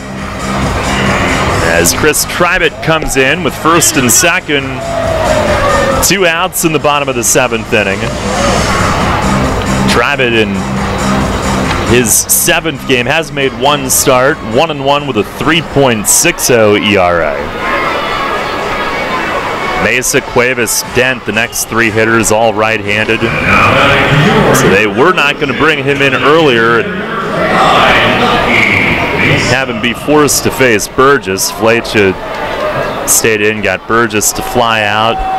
Pretty good swing on it, but got under it. And Mesa 0 for 3 on the night digs in. Here's Tribett's first pitch, and no, it's not. He turns and looks. Casilla back at second instead. He looks like he's trying to do a wall sit when he comes set on the mound. And on the first pitch, it's outside, a ball. And now Wenrick will head out and talk with Tribett, and they might have been crossed up on signals there. On our York Mitsubishi out-of-town scoreboard, Lancaster trailed at Southern Maryland 1-0 into the 6th inning. They have since tied the game 1-1.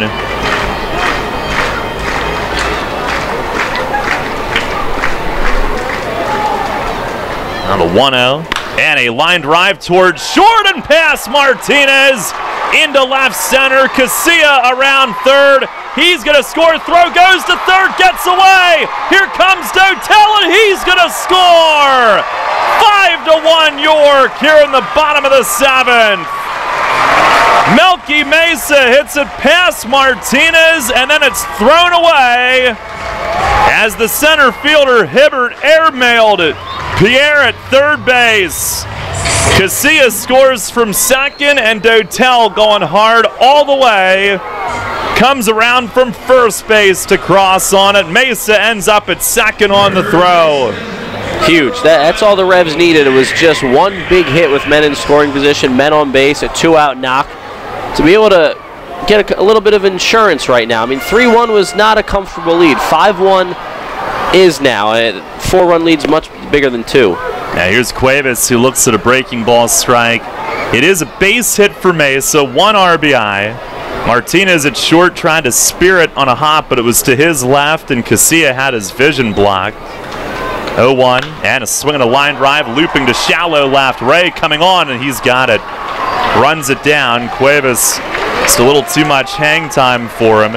And I think the air actually went on the left fielder, Ray. Both Ray and Hibbert were there in left center when the ball went into the outfield, but Ray must have been the one that made the throw. So E7 for the second run. Revs scored twice in the inning on 4 hits, 1 air and 1 left. And they have some insurance. We go to the 8th.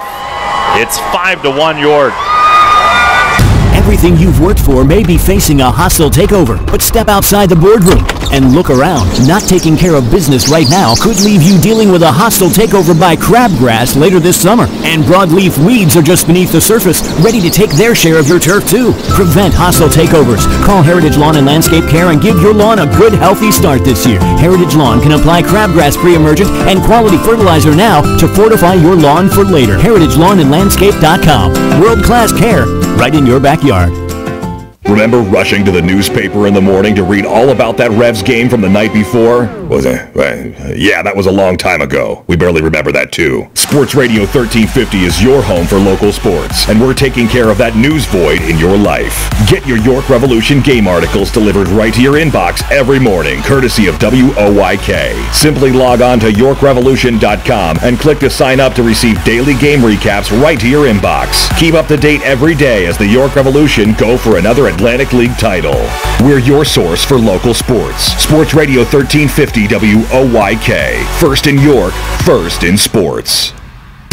Money and business are essential to the strength of a community. So is cheering and celebration and music and fun. That's why York Revolution games, concerts, youth sports, special events, and more happen at a place called PeoplesBank Park. PeoplesBank has been serving York County for more than 150 years. Always cheering, always celebrating, always committed to the things that make York County great. And to you having a great time at PeoplesBank Park. People's Bank, member FDIC, equal housing lender. Hi, this is Enoe Polanco, and you're listening to Your Revolution Baseball on the home of the Revolution, Sport Radio 1350 WOYK.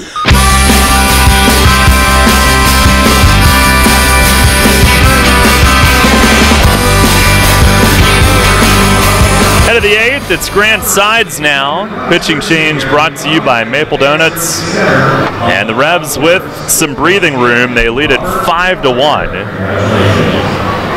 Earlier tonight, our J.G. Wentworth raffle here at the stadium. Jake Trees, our winner, thanks to Ryan Scott and the J.G. Wentworth team. Jake, if he hasn't already, should report to the Fan Services Center to claim his Hershey Park tickets, courtesy of J.G. Wentworth. Good prize right there. What's that, Michael? I say a pretty good prize right there. Some Hershey Park tickets. Yeah, and if Jake doesn't show up, I'm going to go and tell them that my name is. Yeah, absolutely. Although I don't endorse that. Don't do that. I mean, if it doesn't get claimed, forget what I said else that. are you going to do? This is Martinez to lead off, top of the order against Sides. First pitch fastball. It's a called strike at the knees. 92 miles an hour. Martinez 0 for 2 with a walk. Tough night defensively, 2 errors. The Mesa hit got past him, but it was a hit. Sides with the 0-1 and a fastball, strike 2 called at 93. They did commit their 3rd error of the night on Ray's overthrow at 3rd. And Dotel going hard all the way. Revs have some guys on this team that really run the bases hard. Forced that errant throw, and then he got up and ran home with the extra run. Here's the 0-2, and a swing and a foul back over the roof. For Sides, it's his 4th appearance, 3 1/3 scoreless. He was tested on Wednesday night in Lancaster in the 9th inning. Strikeout to begin the inning, but then single, ground rule double. They intentionally walked a batter to load the bases and set up a force, and to force extras, he went strikeout and fielder's choice. Fielder's choice on a 3-ball count. Here's another 0-2. right down the middle, strike 3 called. 95 on the gun as Sides blazes it right past Martinez, and there's one away to begin the 8th. Froze him right there. It looked like Martinez didn't get himself set in time, and Sides came right down the middle with the fastball. Located it well, and Martinez couldn't get the bat off his shoulder. It really sets the tone for the inning now. Sides coming out, pumping that fastball after the Revs put up 2 more, a little bit of insurance in the bottom half of the 7th. Here is Melvin Rodriguez, 0 for 3. Left-hand batter, he swings and misses. First pitch fastball. If our internet would have been cooperating about 5 minutes ago, I would have told you the updated score. Lancaster trails at Southern Maryland 2-1 in the bottom of the 8th. Our York Mitsubishi out-of-town scoreboard. It took that long to load, did it really? Well, it did, but then we had the 2-run play and forgot. Here's a cutter down low, 1-1. Well, I mean, it's never fun when the internet goes like that on you and won't load. Even with all these toys in my bag of equipment. Wires going everywhere. Now the 1-1, and that missed up and away, a changeup. Sugarland has a 4-1 lead at New Britain in the 9th, and there is one final. Somerset a 2-1 win at Long Island. The Patriots now lead the Liberty by 4 at 16-7. Corey Reardon, 8 innings, 1 run, 3 hits for the win. Sides the 2-1, and that's in there. Fastball strike. Clark was set up away. It was more middle in and down. The plate ump Del Balso flinched a little. I think he thought he might wear that on the leg, but stayed with it to make the call. And now we have something loose on the warning track in right center, so Silva will go retrieve that. Is that a lightsaber? It might be like a blow-up thunder stick type of thing. That's what it looked like. It looked like something inflatable. Silva helping some people out doing a job. We've seen it. He can cover some ground, and he goes to retrieve that. Now we're ready, and Sides has the instructions from Clark. Long pause, 2-2, and it's lined to center field, a base hit. So Rodriguez stays short to it, takes it right back up the box, a 1-out single. It is just past 9 o'clock. We'll pause for station identification. This is Revolution Radio. First in York, first in sports. Your only local sports station. The new Sports Radio 1350. WOYK, York, Pennsylvania. Darrell Henry along with Michael Mark Antonini. It's 5-1 York here in the 8th inning. Here's Gustavo Pierre. 1 on, 1 out. And Sides the pitch. It's taken low. And time is called, I guess, after that pitch. They wanted a new ball. Pierre 1 for 3 in the game.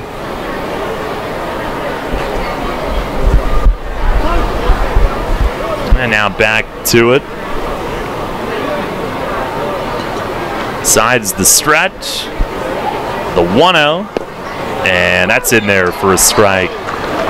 Revs Baseball brought to you by Wolf's Bus Lines, the official transportation provider of the Revs. They would not go through Times Square on a Friday afternoon. No, they would not.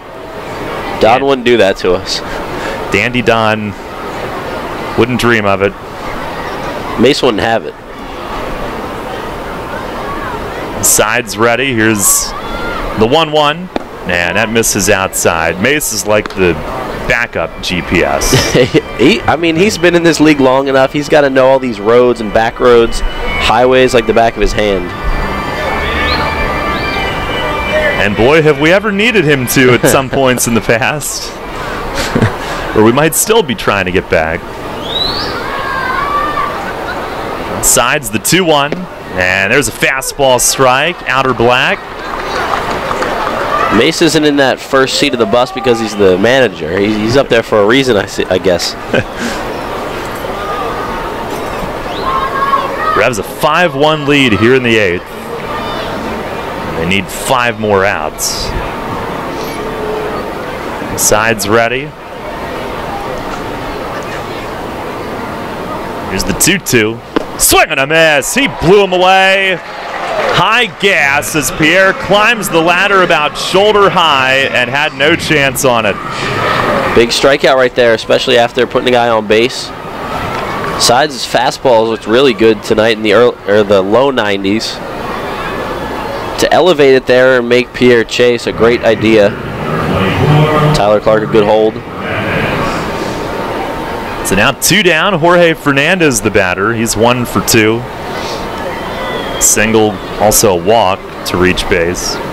First pitch, he swings and misses. Sides blew that right by him. That had some hair on it. Fernandez, the switch hitter, batting left. And he couldn't catch up at the top of the zone. Sides a guy that can live up there with that heat. Has his sign now.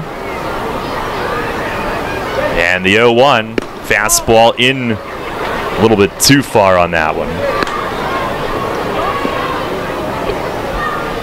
Tomorrow night, Ross Detweiler against Kelvin Villa. We will have part 2 of our chat with Ross on the pregame.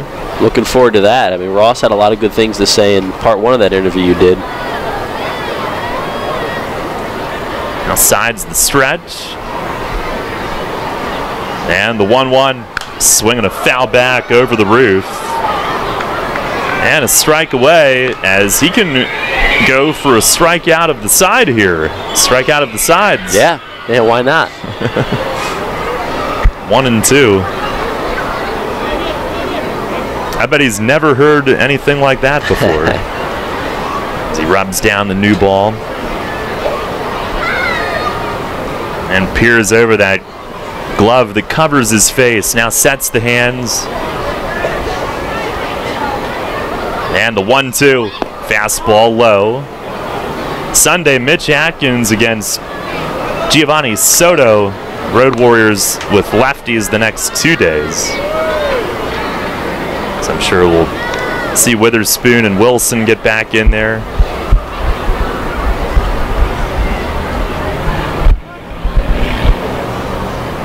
Revs trying to win back-to-back games. Sides ready to go. Here's the 2-2. Just missed low. So Rodriguez will have a head start from first. The Revs also are also trying to end a 3-game skid at home. Last time they were at home, they had the doubleheader sweep handed to them by New Britain, and then 1 loss against Somerset before rain wiped out the rest. They play behind the runner at first. Payoff pitch, a swing and a bouncer toward first. What a pick! Michael Burgess again steps on the bag and the inning's over as Fernandez spikes his helmet down, and it's a scoreless top of the 8th. Burgess has been fantastic tonight, and a short hop backhand pick right along the line finishes the inning. No runs, 1 hit, and 1 left. We go to the bottom of the 8th. It's 5-1 York. Hear that?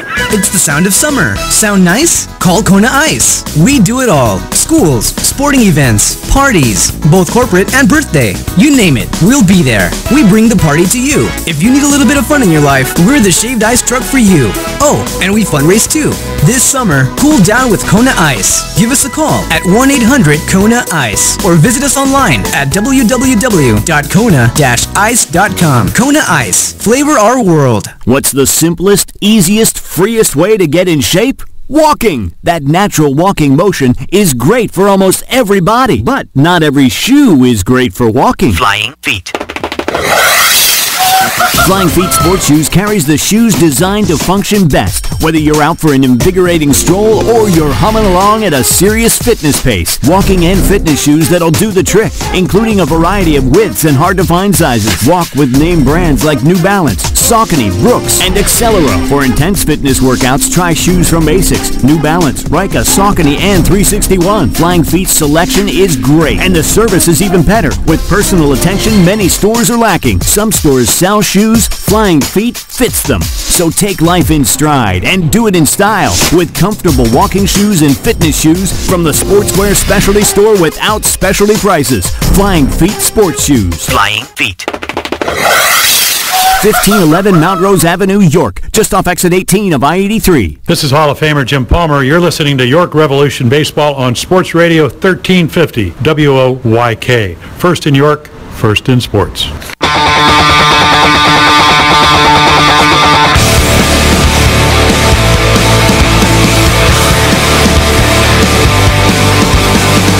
Revs up 5-1. We go to the bottom of the 8th. Tribett stays in. Ryan Dent will lead off. Assuming Junior Rincon is the one loosening. First pitch to Dent is up and in. Ryan Dent tonight 1 for 3. Silva and Clark due to bat as well.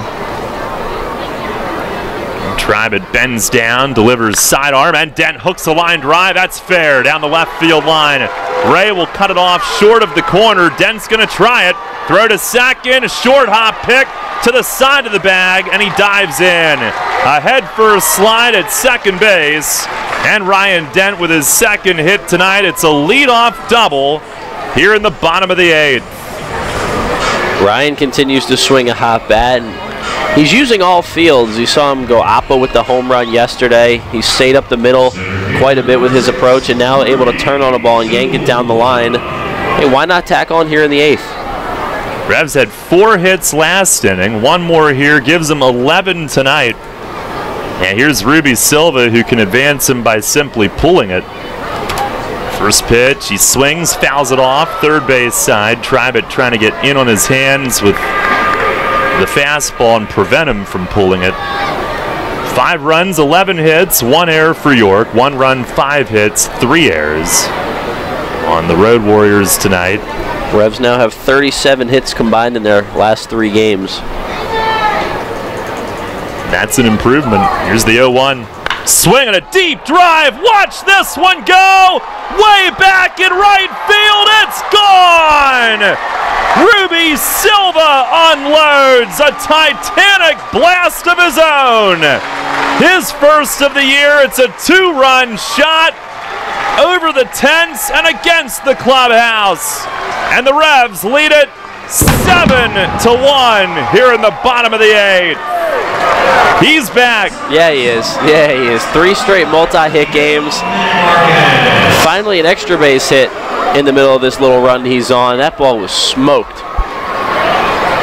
No doubter. Got some leverage on it. That one we did see land, but that was a shot. Here's Clark. He fouls the first one back. Revs with their 3rd long ball of the night. And they've all been blasted. No doubter from Silva, who was able to finish the swing and walk into the trot and admire it just for a moment. Here's a ball outside on Clark, 1-1. So 3 home runs tonight. They had the 2 yesterday. Back-to-back multi-long ball performances. Pitch to Clark. He slaps the grounder to third. Pierre backs up, picks it to his left, and throws over to first for out number 1. First time this season the Revs have hit 3 homers in a game, and that's fun to watch. I did get that right. I predicted during batting practice they were hitting at least 3. I said 3 or 4. Happy I got something right. None of the guys I picked to go deep did that, but you gonna pick them again tomorrow? I should stop. I cut my losses here. I'll just keep guessing how many, not who's gonna hit them. Gotta know your strengths. Yeah. Here's Mitchell at the top. 2 for 3, a leadoff home run in the first, and a second RBI, which came on a bases loaded walk in the second. Revs were up 3-0 with runs in each of the first 3 innings.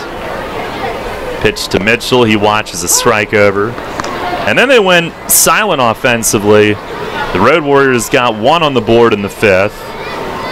And a couple of tight spots in this one, but Revs with 2 in the 7th, 2 in the 8th have their biggest lead. Pitch to Mitchell is up and in. Ball and a strike to him. Revs came in 4th in the league in home runs, top half of the circuit. They now have 20. And the pitch here, grounded deep short. Martinez over to backhand, slips, throws, that's late. Mitchell beats it. Martinez went to his right, tried to plant, his feet slipped, the ball bounced off the heel of his glove, picked it up, still made the attempt, but no chance at that point. And Mitchell will have an infield hit. It's a 3-hit night for him. Good sign from Jared Mitchell, who picks up his second game of at least 3 hits this season. Had a 4-hit game in Southern Maryland on May 8th, but that's great to see Jared swinging the ball, swinging the bat well, a home run and then 2 singles. Throw over on him. He's standing firmly on the bag.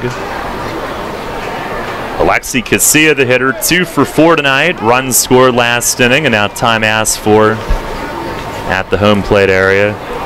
They want to dim the LED boards, and it wouldn't be an issue if it was an overhand pitcher, but Tribut with that sidearm delivery, Alexi's going to see it coming out of those lights. Hit number 13 for the Revs tonight, 14 yesterday, 12 the night before that. And the pitch, swinging a little chip shot in front of the mound. Tribut drops it, picks up and throws, and Alexi called out at first. I don't know about that. Tribut dropped the one-hopper back to the mound, fired to first, and from here it looked like Casilla beat it. Mitchell does go to second with 2 down. Tribut gunned it over, but yeah, I'm with you. It looked like Alexi beat that play, but in the end he does move a runner up into scoring position, and now Dotel a chance with 2 down, but that is another bang-bang play. One where I'm sure Mace comes out of the dugout if it's not a 6-run game. Some of the fans in the front row are doing it for him. Here's Dotel, who asks for time and backs out. Dotel 1 for 4 tonight. He's singled and scored last inning. Tribut with the pitch, and it misses outside. Alexi wasn't robbed of a hit. Had he reached, it would have been an error, but even with hitting the ball 60 feet there, he put his head down and ran hard and wanted to be safe if he was. Here's a swing and a high drive. Deep left center. This one's way out of here. Deep into the playground. The Revs with their 4th home run of the night. And Wellington Dotel has launched his first in a Revs uniform. Another no-doubt shot. And the Revs are teeing off now. It is 9-1 York here in the bottom of the 8th. Told you Wellington was getting one tonight. I got one right.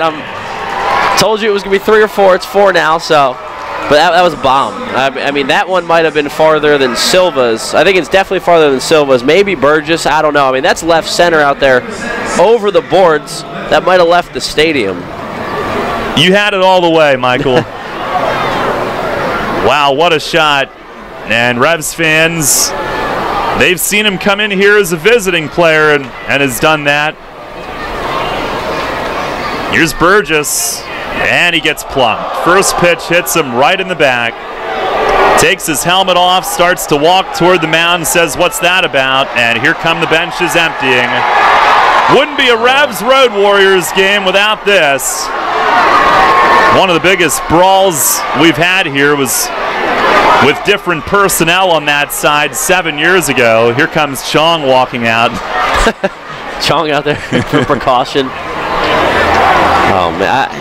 I get where Mike's coming from, that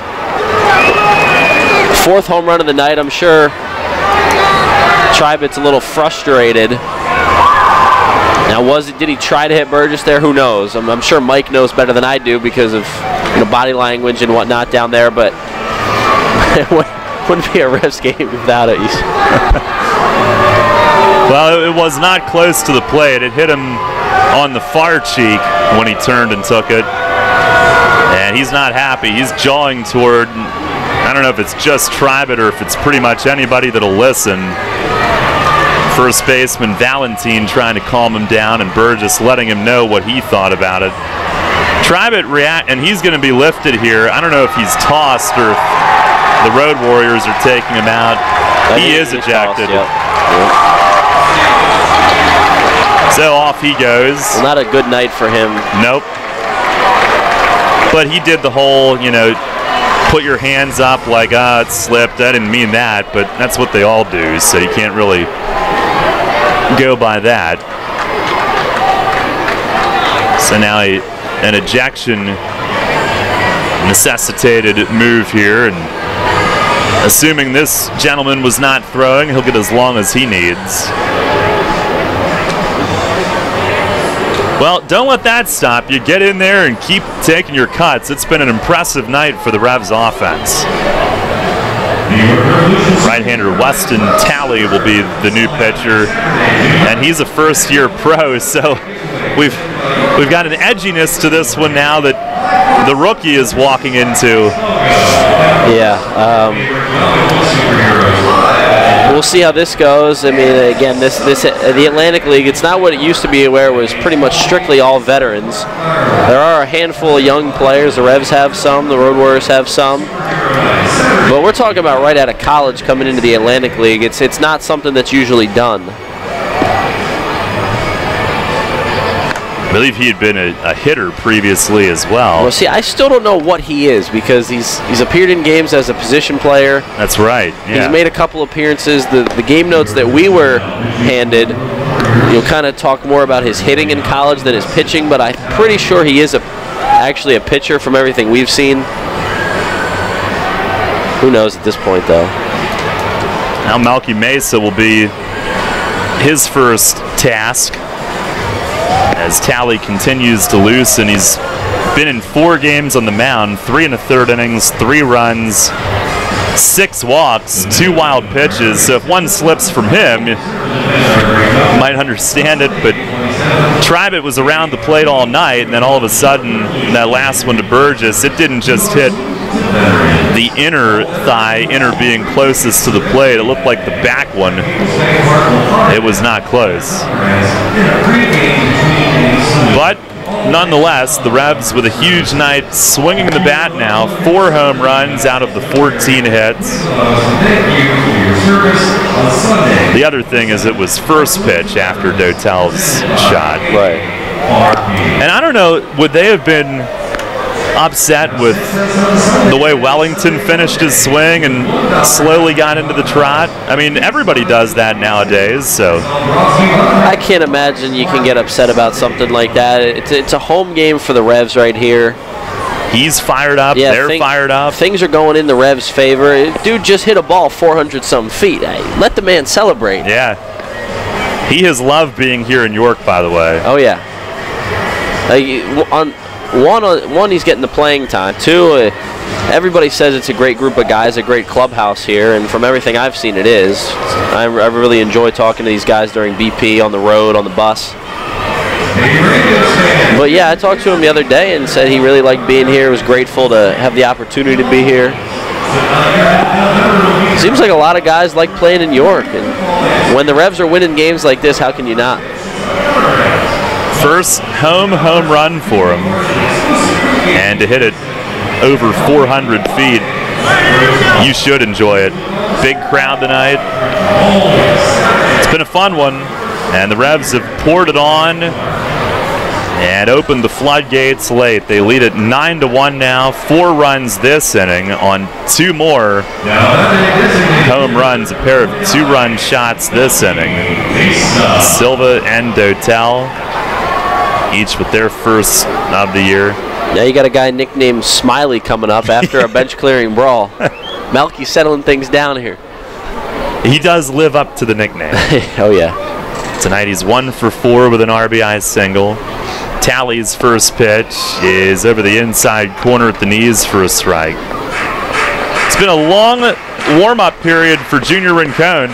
Yeah, not a safe situation by any means. Talley nods yes, peeks over at Burgess as he comes set. The 0-1 and a swing and a rip but foul. Mesa a little bit early, grounding it down into the Road Warriors bullpen. The 9 runs ties the second biggest output for the Revs this season. 14 hits is the second biggest. They had 18 and a 12-2 win at Southern Maryland on May 8th. It was the 0-2, breaking ball outside. The 9 runs tying the second biggest behind that 12-2 win. It's the third time they've scored 9 in a game, and since Sunday, they have scored 7 or more 3 times in the last 5 games. It's the 1-2, swing, and it's fouled back over the roof. They had the 9-0 win, Game 2 Sunday at New Britain. 7-0 yesterday, now 9-1 here tonight. Before that game on Sunday, they had been held to 3 runs or fewer in something like 6 of the previous 7, and now Mesa gets hit by a pitch, but that one came on 1 and 2, and Talley has not exactly been pinpoint this season. That one slipped. Got him in the butt as he heads to first. Some of the fans reacting, but if that was the first pitch, you might raise an eyebrow, but it came on 1 and 2. That's a breaking ball, too, and you mentioned even before he threw a pitch tonight that it might happen. With the Revs continuing to tack on here. I mean, the lead looks safe right now. But, hey, why not keep piling on? I got to save some for tomorrow, though. Yeah. Here's the 9th hitter of the inning, Jose Cuevas. First pitch, he watches it low. He's 1 for 4 tonight, single and a run early in the game. 8 of the 9 starters have either scored a run or driven in a run.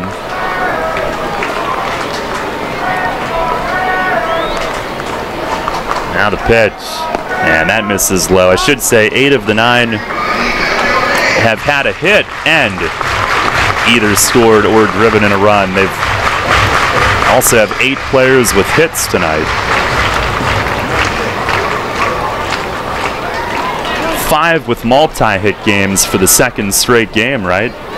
And 4 the night before that. Yep. Got some guys heating up. And it is contagious. Now Talley stretches at the bell to look back, 2-0, and that misses outside. Contagious is the cliche, but when you see the guys in front of you have success, see the pitcher maybe hang his head just a little, you think you're going to do it as well. Yeah, I'm ready to grab a bat. Let's go. Everybody's teeing off. Ball starts to look bigger, the 3-0, and he watches it in for a strike. Well, this game was cruising along for a while, and the Revs decided to really pile on.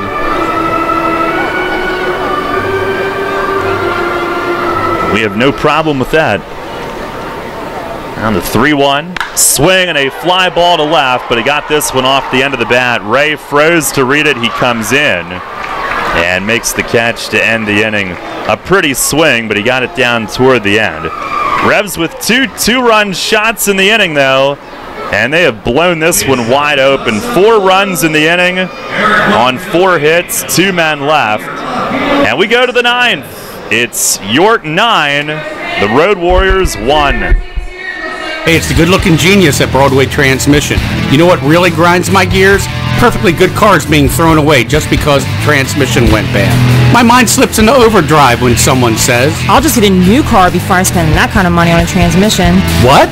According to Kelley Blue Book, the average price of a new car is $32,000. Now you're going to finance that, right? There's another $6 to $8 grand. And if you drive it off the showroom floor, it loses 20% of its value immediately. Don't forget, you also have to pay sales tax, higher insurance rates, title and registration fees, and come up with $600, $700, $800 a month depending on your interest rates for 5 years. And remember, you will still have to pay for the upkeep of the car. Brakes, tires, wipers, fluids, etc. Stop! Trade your transmission, not your car. Thanks, good-looking genius. You're welcome, ma'am. Broadway Transmission. We'll get your shift together and save you all that dough. Visit us on the web at BroadwayTrans.com or stop in and see how it's done. The York County Solid Waste Authority is a proud sponsor of Go Green Night at the York Revolution on June 9th. The first 2,000 fans through the gate will receive a free eco-friendly cloth shopping tote. We call foul on plastic bags, and you should too. Visit www.ycswa.com for more earth-friendly tips. That's www.ycswa.com. Garbage is power.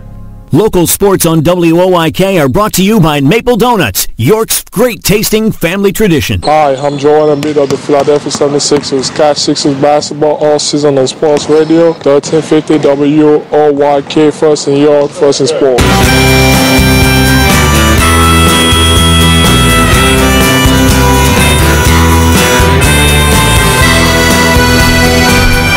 Head of the ninth, Junior Rincon is in.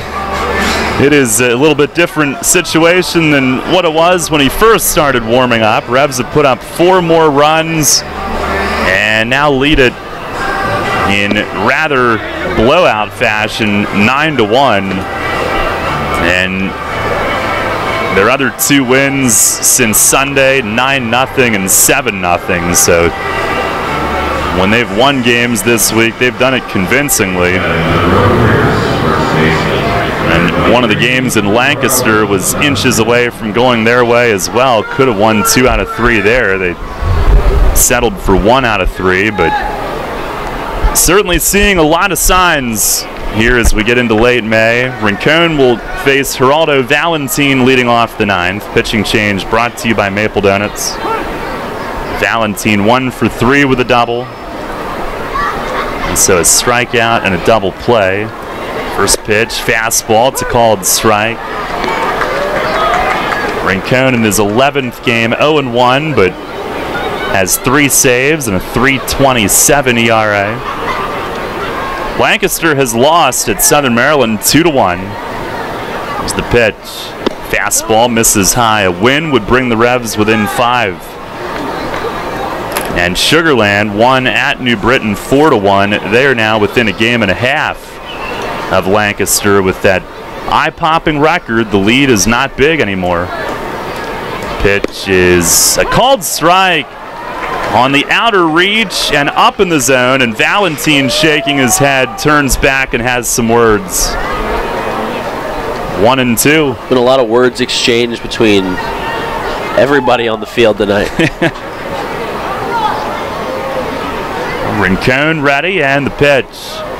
Right there, strike 3 called. 93 miles an hour. Valentin will continue to stand there and complain. And Rincon a strikeout to begin the 9th. We'll see how long Joe Del Balso allows this discussion to take place. Montalvo from third comes running down to try to prevent his first baseman from having to pay a fine. I think he genuinely just wanted to talk it out there. You don't see that a lot. Either you're getting right in the guy's face or he walks away and's muttering something, but he just kind of stood there, wasn't getting up in Del Balso's face, but looked like he just wanted to talk things out. Del Balso perhaps thought that this wasn't the time. Here's Isaac Wenrick, who's 0 for 3 tonight. And Rincon with the pitch. Fastball, that's nasty. Right down the chute at 94 with cut. If you're Tyler Clark, you better keep your eyes open because it moves late at 94. Rincon with the 0-1. And it's lined to third right into the glove of Jose Cuevas. A BB and right at him. He reaches out to his left and spears it cleanly. And the Revs are an out away from a big-time win to kick off this homestand. Didn't even have to move. Jose, right place. He caught it and then just flipped it out of his glove, threw it around. Finish this thing off, be 2 straight wins. It's been a little while. Here's Silverio, 0 for 2 with a walk and a run. And Rincon, the pitch, swinging a line drive toward left. That'll get down. Dotel was off the line. He'll come over and play the carom from the big wall and fires it on a bounce. A strike to second, holding Silverio to a single. Road Warriors with just their 6th hit of the night. Well, now we have a chance to end it with Moz Sticks, the K-Man Hibbert coming up. It would only be right. It really would. Especially if you're a Star Wars fan who happens to enjoy mozzarella sticks. Wouldn't get any better. Do those traits go hand in hand? Watch Star Wars while eating Moz Sticks? We'll take some polls. We gotta ask Doug if he likes Moz Sticks. First pitch to Hibbert, a swing and a miss. Blew it by him at 94 with some vapor up top. Hibbert a hit by pitch, a single and a walk tonight. He has not been put out. Now would be a good time. The 0-1. Swing and a miss, a high fastball. And Rincon attacking him like he's possessed. The Revs a strike away. And the fans will begin to come to their feet here at the bank. A 9-1 lead here in the bottom of the 9th. The stretch and the 0-2. Strike 3 called. Moz Sticks to end it. Junior Rincon locks him up. A scoreless 9th inning. And the Revs blow out the Road Warriors in Game 1 here on this Memorial Day weekend. A 9-1 thumping, as they do have a winning streak, 2 in a row. What a way to end it. I mean, Rincon came in throwing smoke, and you just had the feeling he was going to get a couple punch-outs in that inning. It wasn't a safe situation. It wasn't a close game that he's used to pitching in this season, but way to get the job done. Some fireworks at the end. Some fireworks still to come. Some actual fireworks, but that's a great win for the Revs right there. Doug standing next to a lightsaber up here. We have everything tonight.